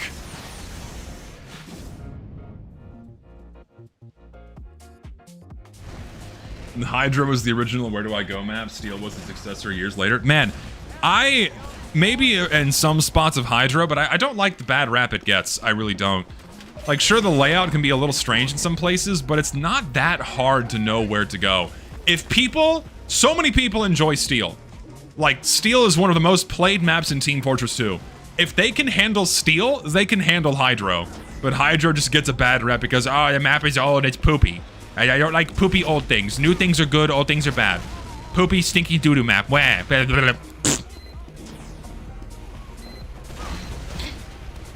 Fucking ragdolls. Oh, God. Oh, we're just, like, rolling them over.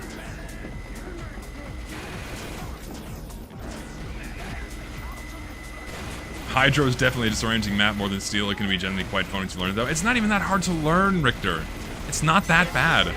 I don't think Hydro is disorienting at all. Okay, no. Nuh-uh. I stand by that even more strongly now. Because have you seen the shit modern people play? Have you seen the eye vomit colored candy clusterfucks that people subject themselves to? Where you're spazzing around at Mach 9? looking in the mouth of a goddamn rainbow horse? Like, you can't call Hydro confusing and disorienting when people intentionally play disorienting games because, oh, it looks cool. Fuck off! Huh? You can't. No, I'm not buying it. I'm not.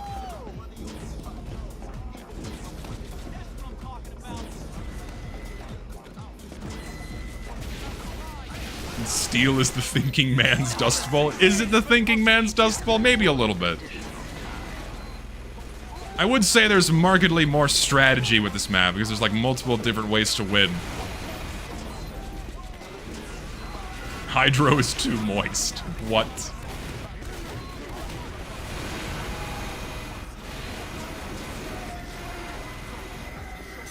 We're just cleaning through here. We're just cleaning through and having no issues. I am gonna go over here though. Thoughts on stand-in? Stand-in conceptually can be fun. The problem is that when you have all 3 control points open, it stretches even 24 players too thin. Stand-in becomes enjoyable on 32 player servers, from my experience. But 24 player servers, it's just players get really smeared out too thin, and it's really hard to defend a captured point. And so either games have to be won in super lightning succession, or they just never end.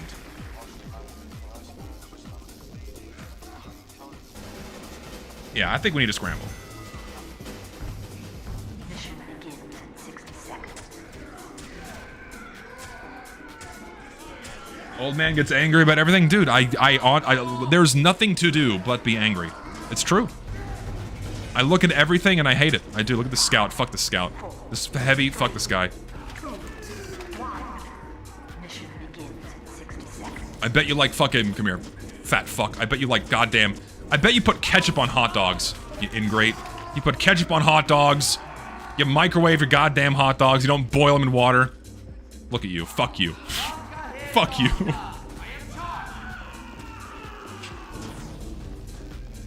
Scottish resistance on defense and CP Steel were born to go together. It's true, yes. What's our composition here? We don't have a pyro. I probably don't need to be the 3rd medic. I will play pyro. Fat phobia, kill him. Listen, I am a proud fat phobe. Call me whatever you want. I am a 100% pure grade A bona fide fat phobe. That just, I don't like it. I don't think it's attractive. You'll never be able to convince me. If that makes me fat phobic, I own it. I don't give a shit. You'll never convince me.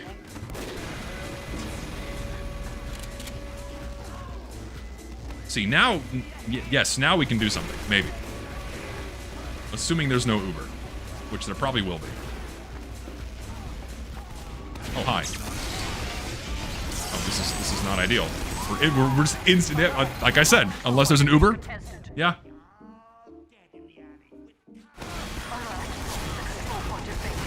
Listen, there's a difference between chubby and fat, okay? A girl can have a little bit of meat on the bones, and that's still okay. I'm talking about unhealthy, amorphous, distorted levels of girth. That's what I'm talking about. That shit is not attractive at all. Like, 5, 10, pushing maybe 20 pounds overweight, depending on your build, it can still look good.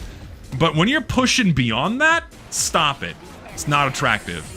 Once you're getting rolls, once you're getting cankles and cellulite, it's like, no, and just, no, it's not, nope.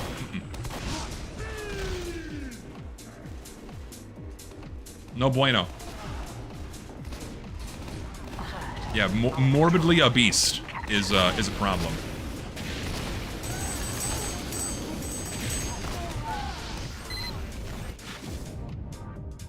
You saying you have a problem with heart disease, bigot? I do. I'd rather not die of young age.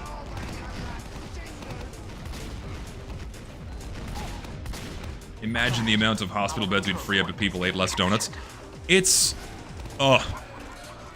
depressing. It really is depressing seeing how many people live these unhealthy lifestyles. It's genuinely like it's almost maddening, honestly.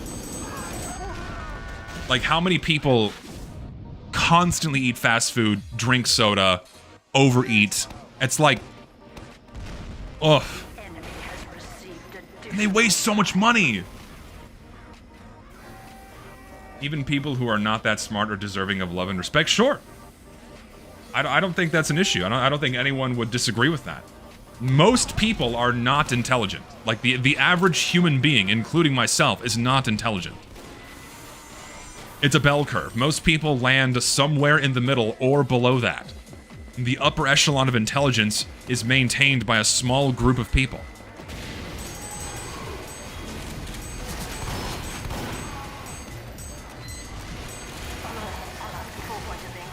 Pyro has a shotgun. Our control point captured. Random crits.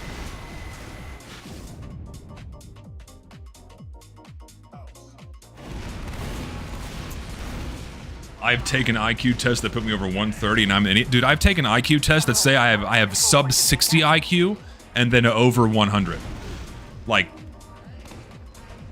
I don't know. I'm probably like, I'm definitely sub 80. I'm 100% sub 80 IQ, somewhere around there. But I'm not officially retarded.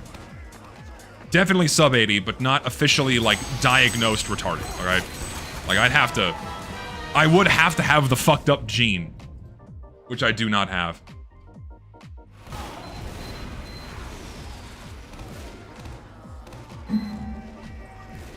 Amateur try sub 1. True. I'm scared to do an IQ test. I don't want to know the truth. Listen, it might be good for you. You may be smarter than you actually think you are. There's a sentry there.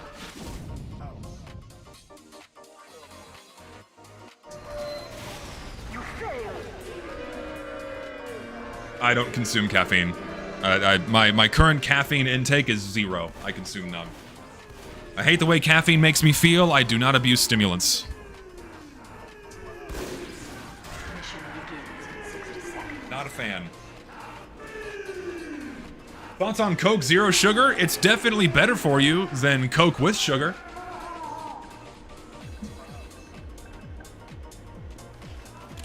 You know, the zero sugar drinks, the ones that are 0 calorie, like sweetened with like monk fruit or even like aspartame, are infinitely better for you than normal soda.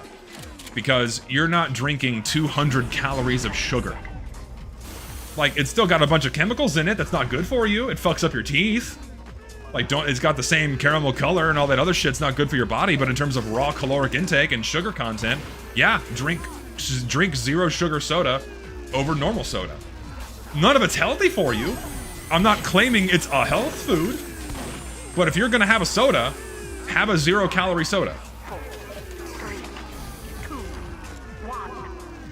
I kind of don't want to play Pyro. Let's do Soldier.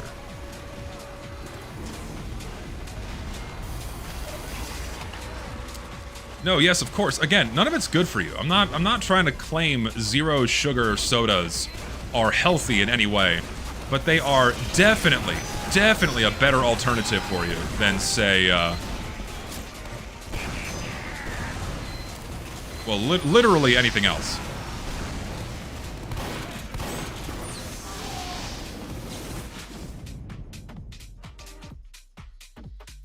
Is it normal to have a mindset where I only drink water and avoid sodas because I'm petrified of kidney stones? I mean, kidney stones is just about salt intake, man. Salt intake and having enough water, and even then, you can do everything right, and if you're just, like, genetically predisposed to having more kidney stones, you're gonna get them anyway. So don't live your life in fear of getting kidney stones and completely avoiding things that you might otherwise enjoy. Just, you know, keep things in moderation. Lead a healthy life. Don't chug sodas or have a ridiculous amount of salt, and you'll be fine. Just don't go too hard, you know?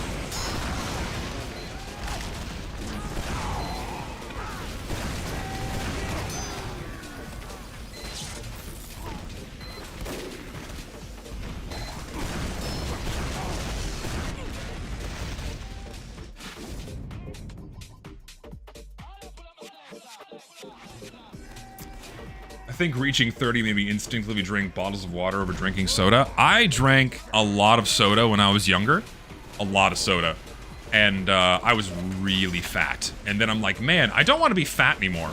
So I stopped drinking soda and developed a healthier diet, and I'm all the better for it. I just feel better.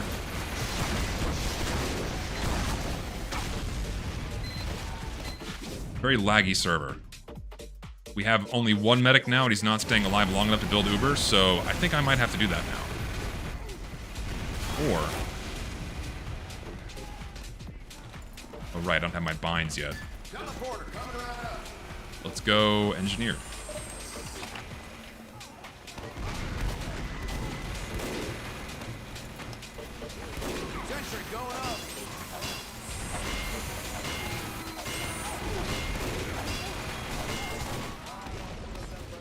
Oh, there's not ammo in there. Any observations about Goldrush game balance? Something seeming too powerful or too weak? I mean, aside from Dead Ringer Ambi being obscenely busted, as it always was, no, everything else seems fine.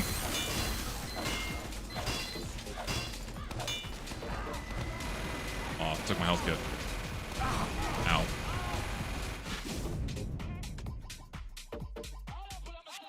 Yes, alcohol makes you fat too, because your body processes alcohol like sugar. Yes, not good for you. When am I going to play regular TF2 on stream? Probably never again. It's not fun to play regular TF2 on stream. It's always a nightmare. It's a hassle. Having to babysit a server, having to worry about getting DDoSed, it's not fun. It's not fun. I enjoy these mods because I can set up a quick temporary server and have some fun, and it's good.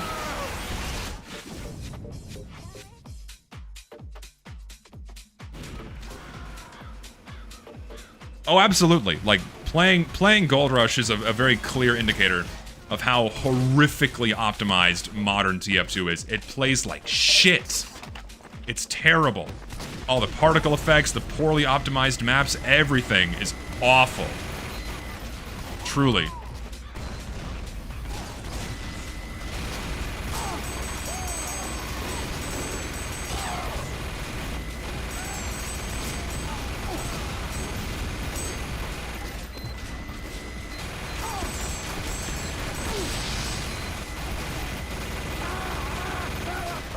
Suppressing fire, come on.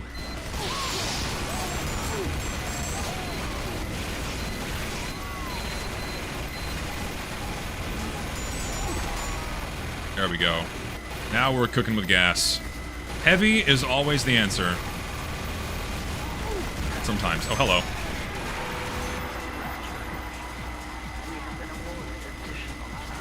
Go this way? Anything left in here? No? There's gonna be... oh dear. Unfortunate.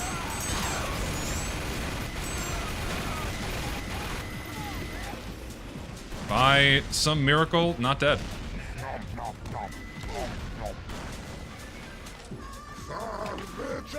Are we ever returned to TF2 classified? Ah, probably not.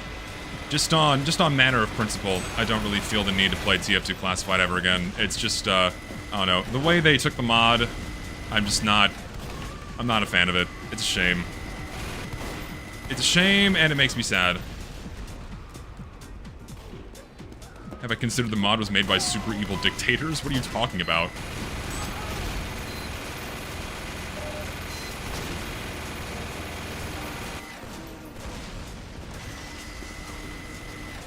Okay, let's go.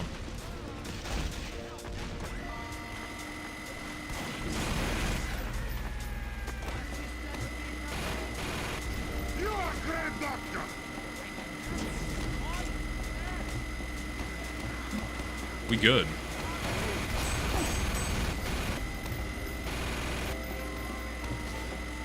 Also, I love that I can hear my bullets, the casings hitting the ground.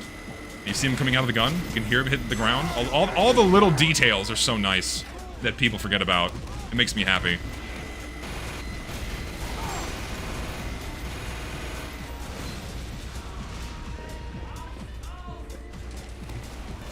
Let's go, let's go, let's go. Doing good.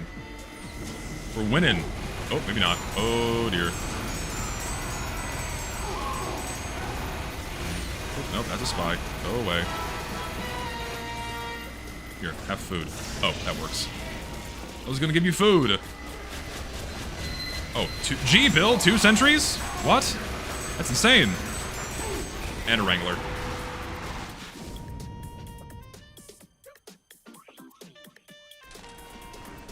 Goldrush is exclusively made by developers who hate TF2 and also the concept of fun, plus Richter Overtime. I actually wrote every line of code. In fact, I made TF2. Actually, I made video games. So true, Richter. Richter is entirely at fault for every video game ever made. Take every single complaint to him. It's his mod. He did all the work. Obviously, if you didn't know this already.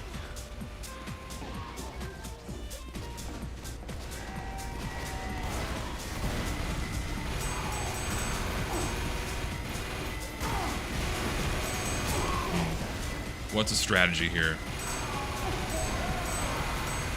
Ideally, not dying to the demo man would be good. Ooh, God, nope, nope. Too much. Let's go this way.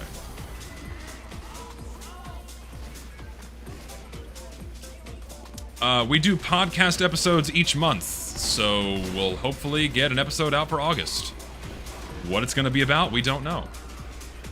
Happy 8-8, thank you. What is 8-8?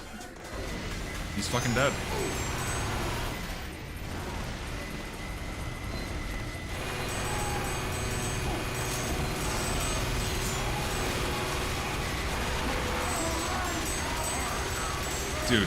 Dude, the absence of the Wrangler shield, oh my god, makes that shit's... Like, it's so funny watching NGs pull that shit out thinking they're gonna be able to save their gun, and they can't.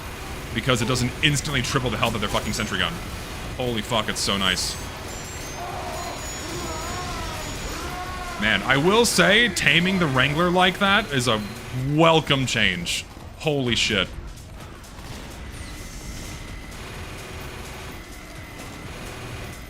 Like, damn. It makes it so much better.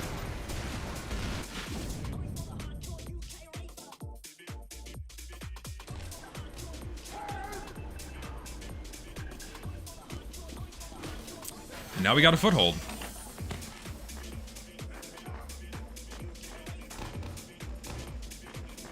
Yeah, the Wrangler's here. The Wrangler's been in here since day one. The only difference is that they removed the shield, so it doesn't triple the health of the sentry gun. Which is a wonderful change. Wonderful change.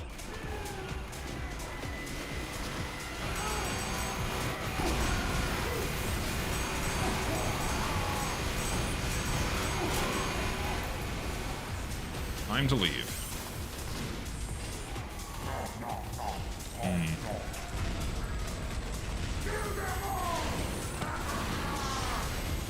Cogmus Mod doesn't have the old panic attack, because the panic attack wasn't in the game in 2009.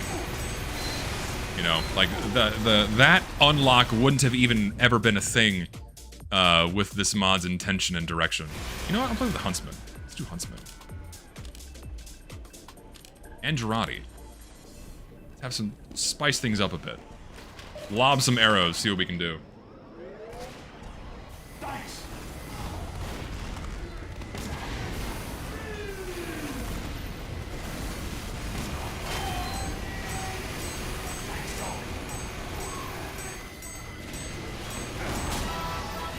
Huntsman.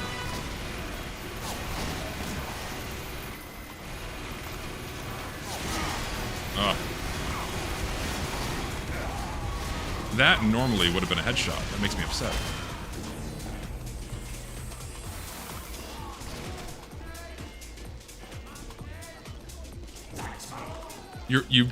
Why are you doing this? There's literally no reason for you to be doing this.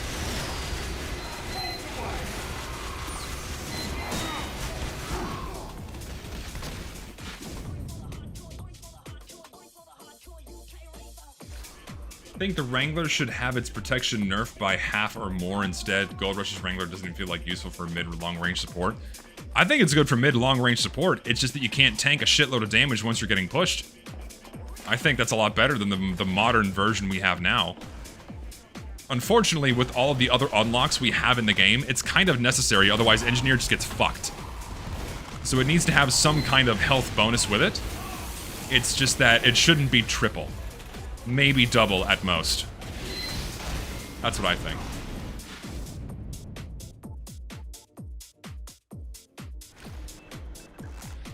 I don't know why I was the one that was Ubered. It was not a smart decision. And there's a demo man behind us.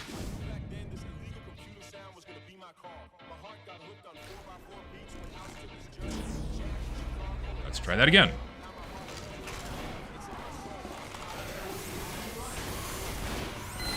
Oh, wait, what the fuck? What is going on?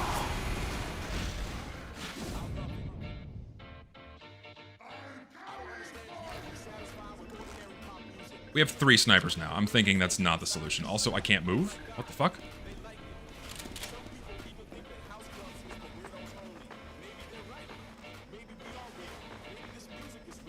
Yeah, I guess because I am the streamer, therefore I must be the Ubered one. We're on the point. Well, we were on the point.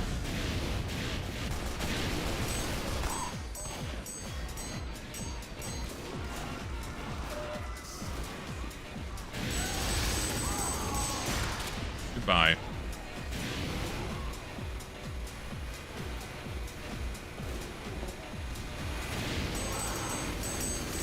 Now we do a little bit of flanking.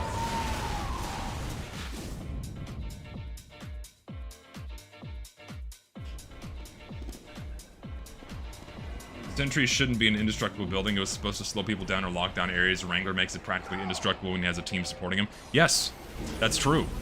And it really fucks up the flow of the game. And it's not fun. Is there someone down here? Oh, it's you. Hello.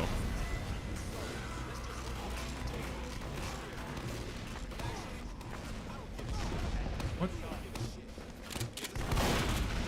What the fuck's going on here?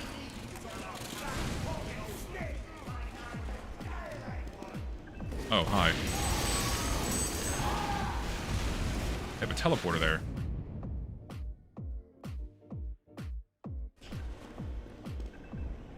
Wrangler isn't hard to fight, it's fucking boring and tedious damage sponging. Yeah, that's the problem. It's insanely tedious damage sponging that is not fun to fight at all. And it sucks.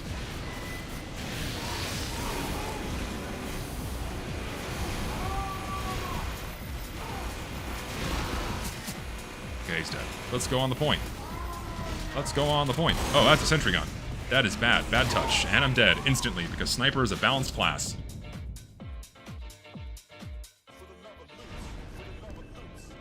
I think direct hit and lock and load being super good against building is pretty bad for the game. Wow, you might be hitting on something. You might actually be hitting on something there. Who would have thought? That fucking with very carefully and deliberately placed damage thresholds would not be good for a game. Richter, finish your video, please. We're begging you.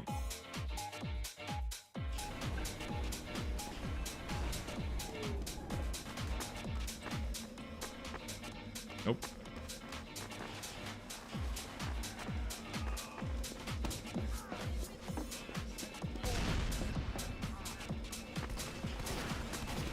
We have 2 minutes. We can do it. Oh, dear God.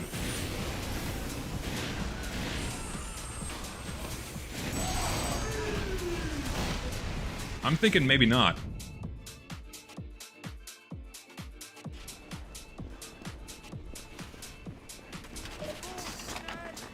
It's not looking like it's going to be possible. I can only carry so hard.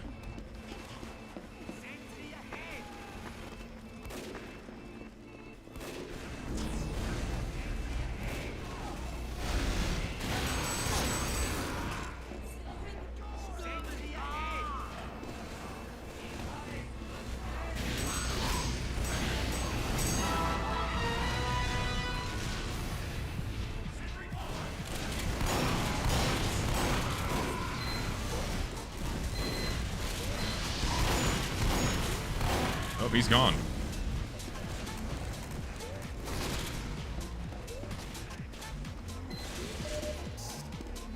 I was AFK where I was trying to ask you something? No, I'm just playing the game. Playing the game quietly. Other than saying, finish your video. Please finish your video. There's so many like good little gems and nuggets that are gonna come in that video that I can't touch until later. Here, come this way. Come with me. This way.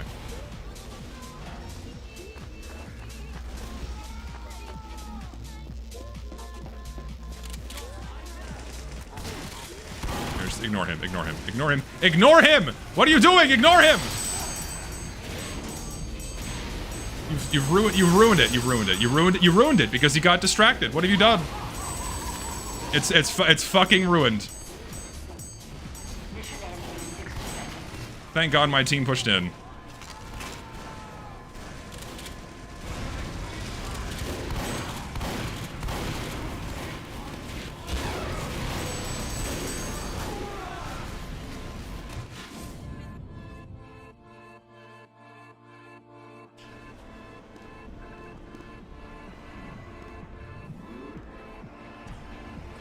We win! By some miracle. How would it feel if all snipers are forced to use the classic? The game would be all the better for it.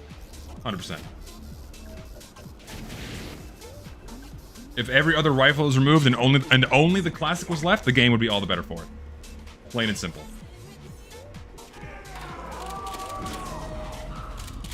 By some miracle, we still won.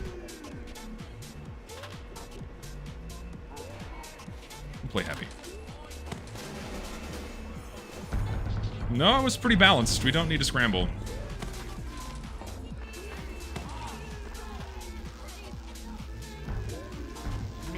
Richter had that in Goldrush. Yeah, Richter, remove the stock sniper rifle and just give us the classic. That's all we need.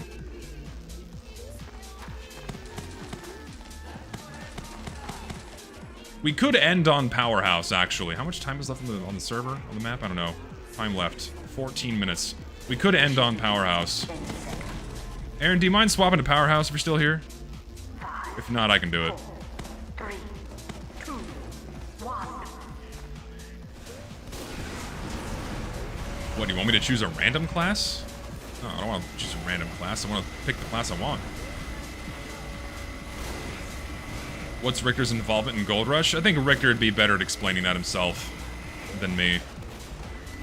Richter, if you're here, explain your involvement so I don't fuck it up and people think you do something you're not actually doing.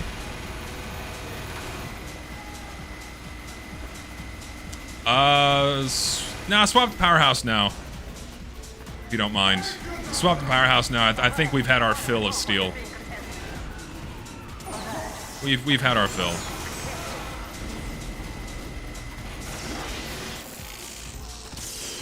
I think we're good. Richter's role is Yapper. Fair.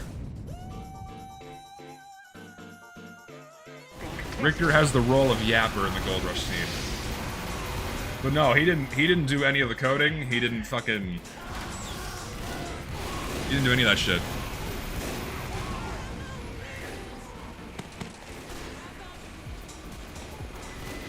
Swapping maps after 10 minutes. Oh, boo-hoo. We played for like half an hour. I'm close friends with the lead and I helped them with playtesting shit. There you go. Also the promotion of it. Also help with moderation early on. There you go. Richter did not make the mod. It wasn't even his idea. Let's see. Play Scout.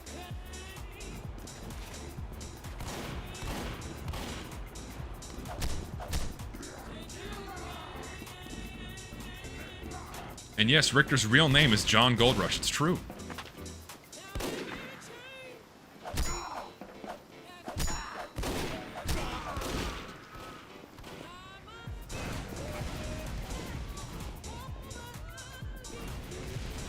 If someone's still your server slot, I'm very sorry. Alright, I feel good. I wish there would be like an easy way to like boot everyone out and like cycle people so other people have a chance to play. Because I know a lot of people wait the entire stream and then never get in, but it's just kind of the nature of the beast. Thankfully, with like Rat's Instagive, which I'll do next week, it's very easy to reset the server and then start a new game so a fresh set of people can get in. So that's what I'm gonna do for the Rats stream. I think it'll make... Oh, he just clipped that ball.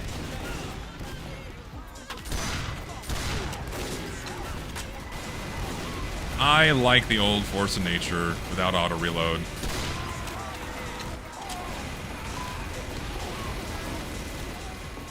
Me likey the guns. 2, 1. Control point enabled. Move.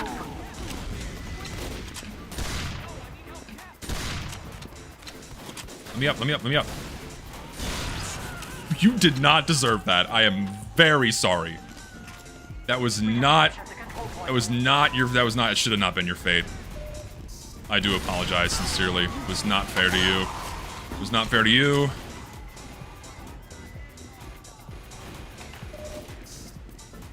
Indeed, poor soldier. I feel bad. I do. Love my powerhouse. My specialty is turning it into a trench warfare with cheeky turret and teleporter placement. Dude, I could play on, if I could play on one map for the rest of this game's existence and there's nothing else, I would happily just subsist off the powerhouse alone. I adore this map. Also, what are we doing? Hi. Oh, we just win because, yeah, back cap. Okay. Fastest round of powerhouse in the West.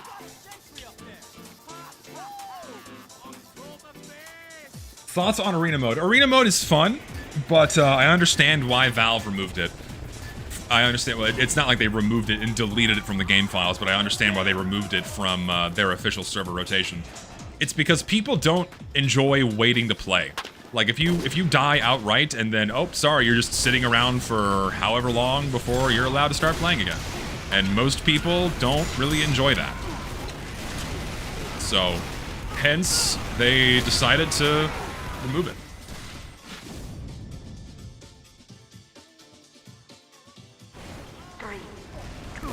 It feels so weird seeing TF2 gameplay without requeuing every 10 minutes. Dude, this is how the game used to be. This is how the game always played. Is you could just play over and over again without having to requeue every 10 minutes.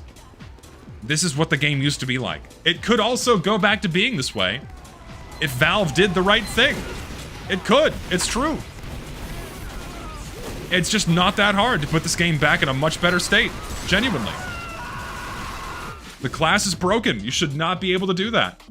Anyone look at that clip and tell me that that's okay. I have to check the profile now. I do. Is it a cheater? If it's a private profile, they're gone. Nope. Comp player. Of course. Drop the stream playlist? I might. These are my very coveted stream playlists.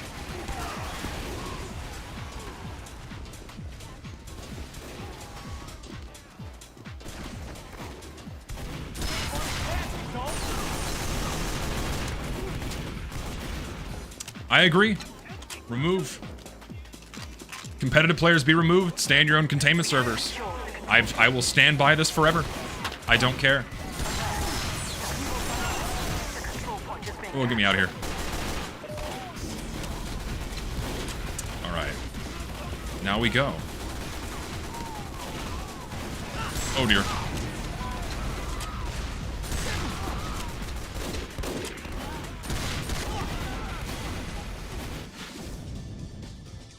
Is like a couple lines of code we can have a quick playback. Dude, it's all the code for that shit is still in the game.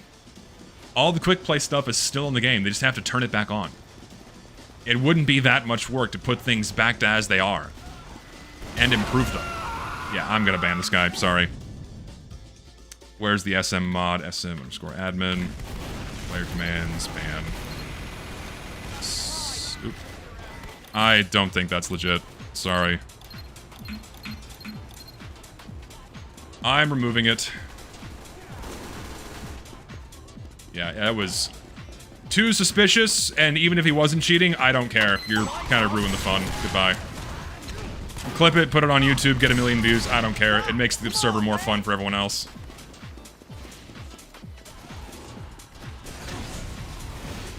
And yeah, he'll be in chat in a few minutes, I'm sure.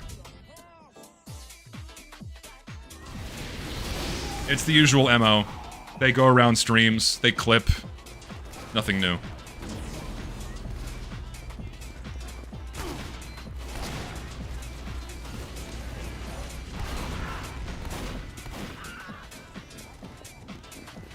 The control point is being contested. Okay. And we continue.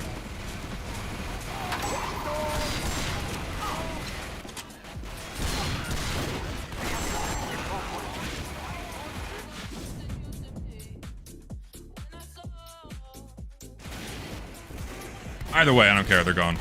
Stream sniper, whatever. Don't give a shit. Gone. Game's more fun.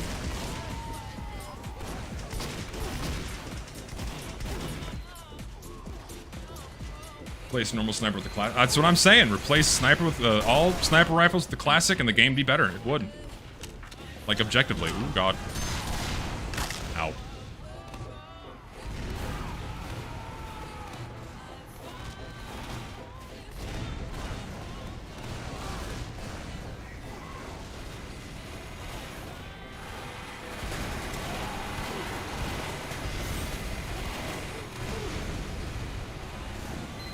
I don't know. Thing is, sniper mains in TF2 in the TF2 comp scene have a long history of cheating too. Like there have been ban waves in the past where multiple like top competitive snipers got banned because they were cheating. So just because they're a competitive player doesn't mean that they don't cheat.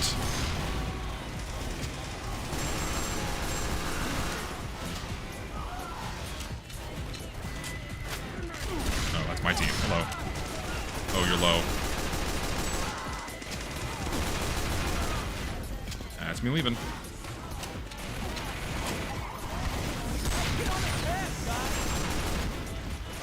I have to remember that I have the Sandman, and I should use it.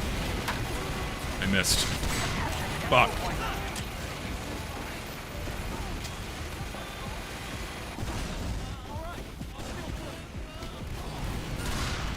I helped. Do I not have a kill sound turned on? I don't. I just realized I don't have one. Oh, God. That's bad. I'm dead.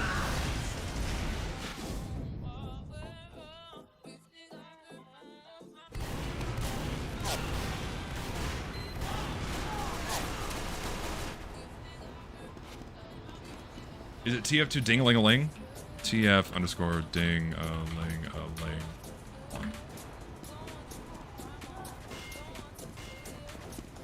See if that did it. They have the hit sound. Nope, didn't work. The volume could be low, but I don't care that much. Just leave it off. I don't need it to play.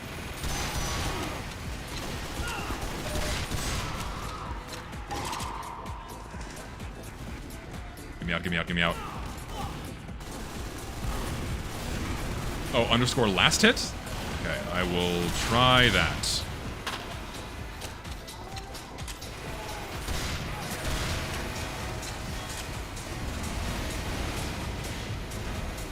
It's right when I die. Missed both shots, holy shit. Ah!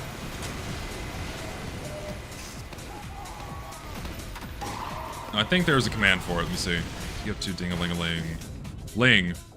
One. I forgot the G. Maybe that fixed it. No, Deadlock is 100% going to be free to play. Valve would not make that game cost money. If they do, they're stupid. Like, you can't release a game like that and have it cost money. No one's going to buy it. You got to earn your money through microtransactions. It's how this shit works these days.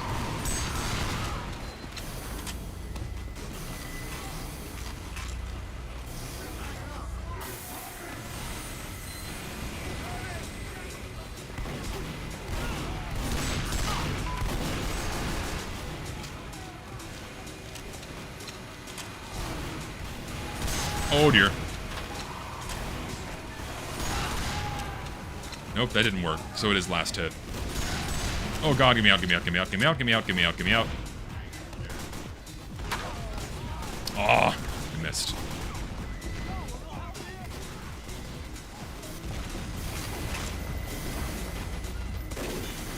No, yeah, get the players in first, then entice them to pay. Lots of money. What the fuck? How did neither of those hit?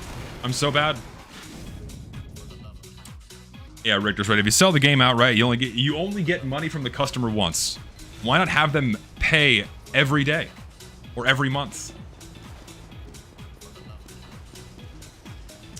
The server should have voice chat on, but I don't know if it is. I don't really use it when I stream, so for obvious reasons. For obvious reasons, I leave it off. Ooh, God.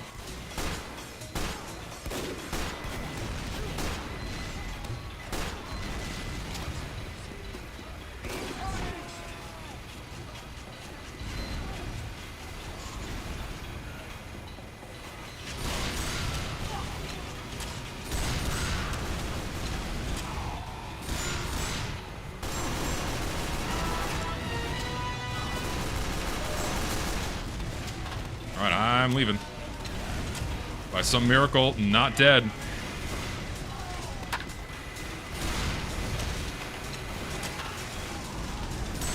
Oh god. Oh dear. Oh, I was gonna say I'd get out, but I don't. You know, I mean, Deadlock's gonna sell skins, 100%. Like, it's definitely gonna be, like, some kind of player skins like Overwatch does. I don't think they're gonna do, unusuals. The fuck you mean Goldrush mod is dead as fuck? Doesn't look dead right now. I'm having a good time.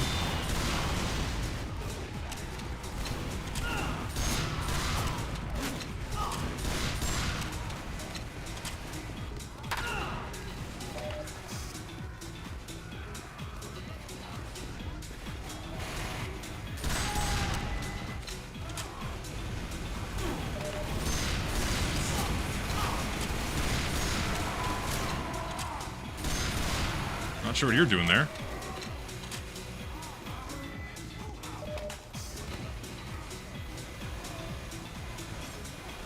People will pay a lot for Mina skins. They're gonna pay a lot for skins regardless. I mean, they're gonna put the ladies in sexy outfits and the dudes in speedos. Like, Valve's gonna do everything that Marvel Rivals is doing alongside everything they've done in their other games, and they're gonna make $50 billion. Like, that is the end goal for Deadlock, and if you think otherwise, I have bad news for you. That is what's going to happen. Oh. Ivy will get a breast expansion. It wouldn't surprise me. It wouldn't.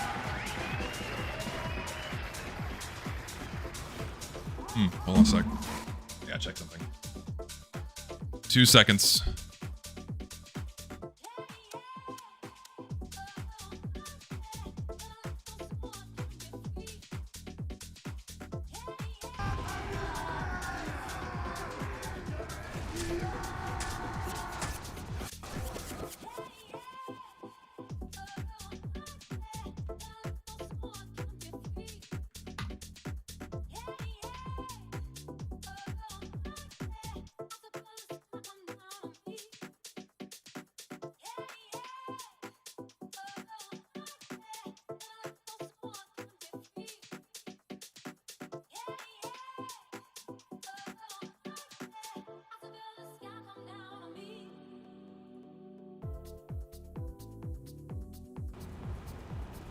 Come on. Alright, we're back. We're back. We have secured the control We'll point. do one more round, and then that'll be the stream. And that round could potentially last 7 hours, so we'll see.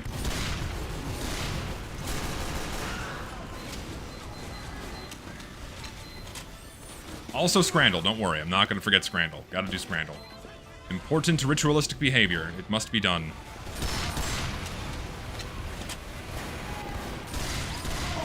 Six health. Oh, this might last a very short amount of time.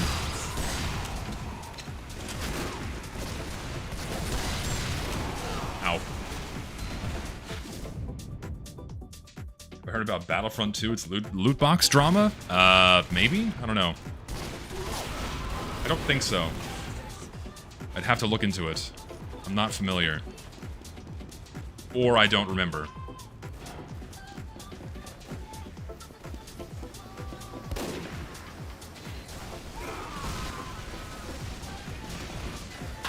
It's not gonna go in there. Do we have anyone here? Nope, that's a soldier.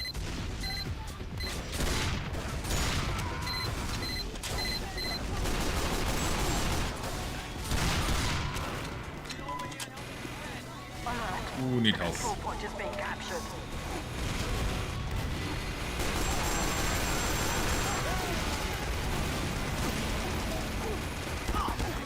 Who the fuck? Who the fucking where? Hey, I got pissed on. Not ideal. You can tell that the longer I stream and the longer I go for, I run out of gas and I don't talk as much. Why my streams are usually short, this old man can't go for very long. I don't know how people stream for like 9 hours a day. I think it's insane. You're not. There's no way. That's crazy. The control point is being contested. EA has the most downloaded post on Reddit because of that loot box drama. I guess I'm not familiar because I don't remember shit. Heard in Battlefront 2 you had to play for hours to unlock a single hero. Yeah, I remember the Battlefront shit was really bad. Like, really bad. People bitched hard about that shit, but people still spent the money. It worked. People are cattle. They don't care. And that's like the issue we were talking about earlier. Like, there are just a lot of stupid people that don't really think about what they consume, you know? It's like, okay, fuck it. I'll spend the money. They don't care. They're inconvenienced, but oh, I can pay $30 to be uninconvenienced? Okay, well, I'll pay the 30 bucks. Think of the amount of money wasted to remove deliberate inconveniences placed into video games. Like how much money the average person wastes just to bypass things that shouldn't be there in the first place. For the sake of games making more money. A lot. Lots of money.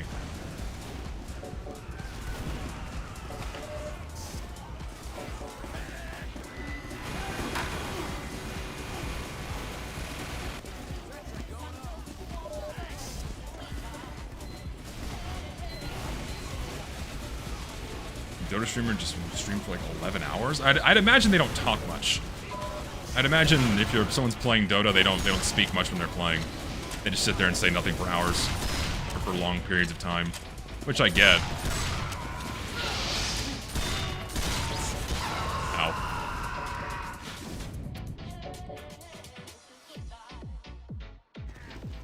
There's a spy over here. Alert. The control point is being contested.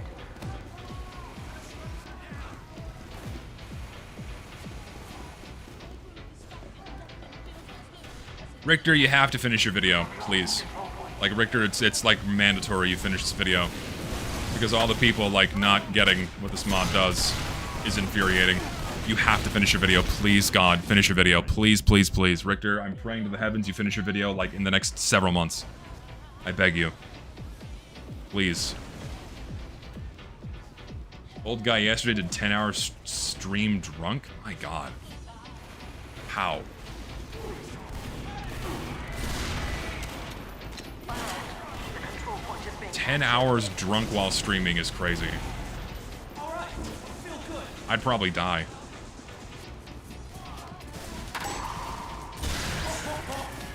Crits again.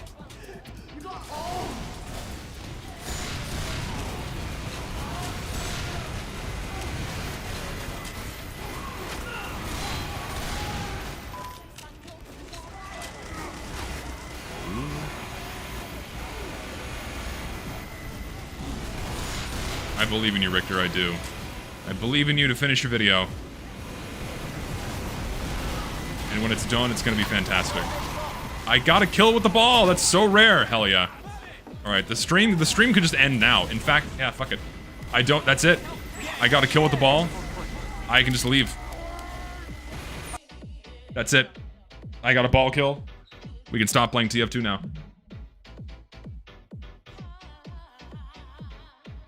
But before I go... Randall. Before I go... We do Scrandle. Hopefully today... we don't get weird shit. What's with the recurrence of anime girls? We had an anime girl yesterday. So we have this sad-ass quesadilla... or this really good-looking Cuban sandwich. I think that's the winner between the two. Okay, what do we have today? Bacon cheeseburger. Or the burrito. That's a sad-looking bacon cheeseburger. The burger looks sad, but the burrito also looks disgusting. I think the burger would win. The burger's got more color. This just kind of looks gross. And people usually would probably pick a burger over the burrito.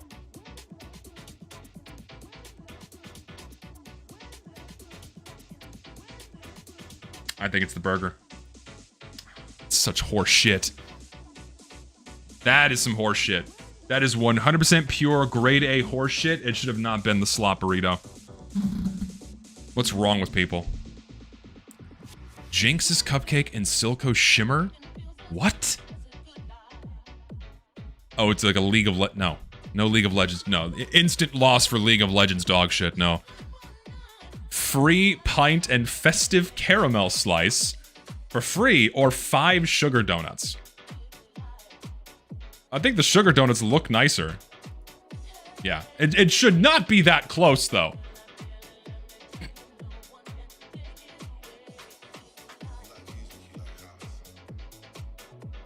Imagine paying $10 and this is what you get.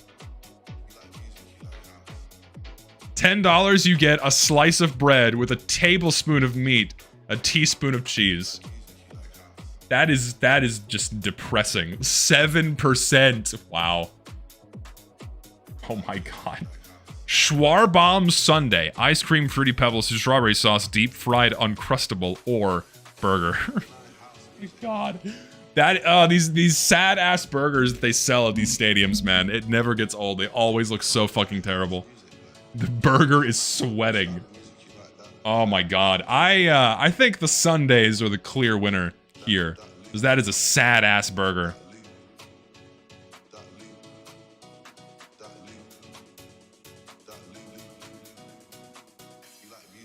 Diarrhea or sewage?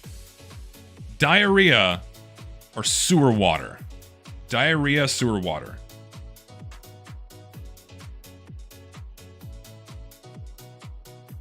I think the diarrhea is probably the winner because it has more color. It's so close, dude. Man, that was a narrow margin. Oh, that burger looks so good. Holy shit. Chat masala chips. Ugh. With like a side of baby puke or like a giant ass burger. Why is there so much Indian food in England? I think the burger is the winner. Is it mushy peas on this? This is, ugh. Yeah, burger. Burger. Easy. Oh my god. What happened to this fucking pie? It's so burnt. Okay, so we have a dried up piece of boot leather or dirt. I think I'd go for the boot leather because this looks inedible.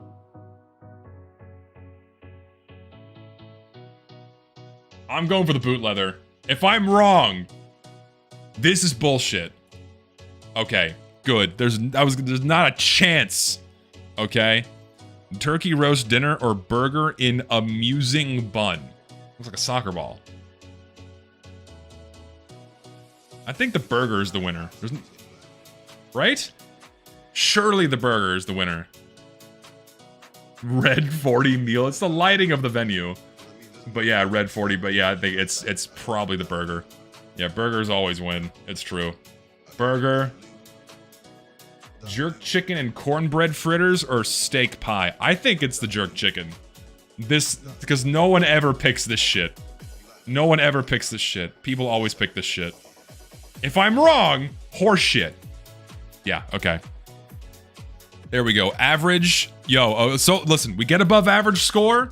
We get above average score. That's all we care about. That's all we care about is the above average score. Nothing else matters. We got it in the end. I still say the first one's bullshit because that looks better than this.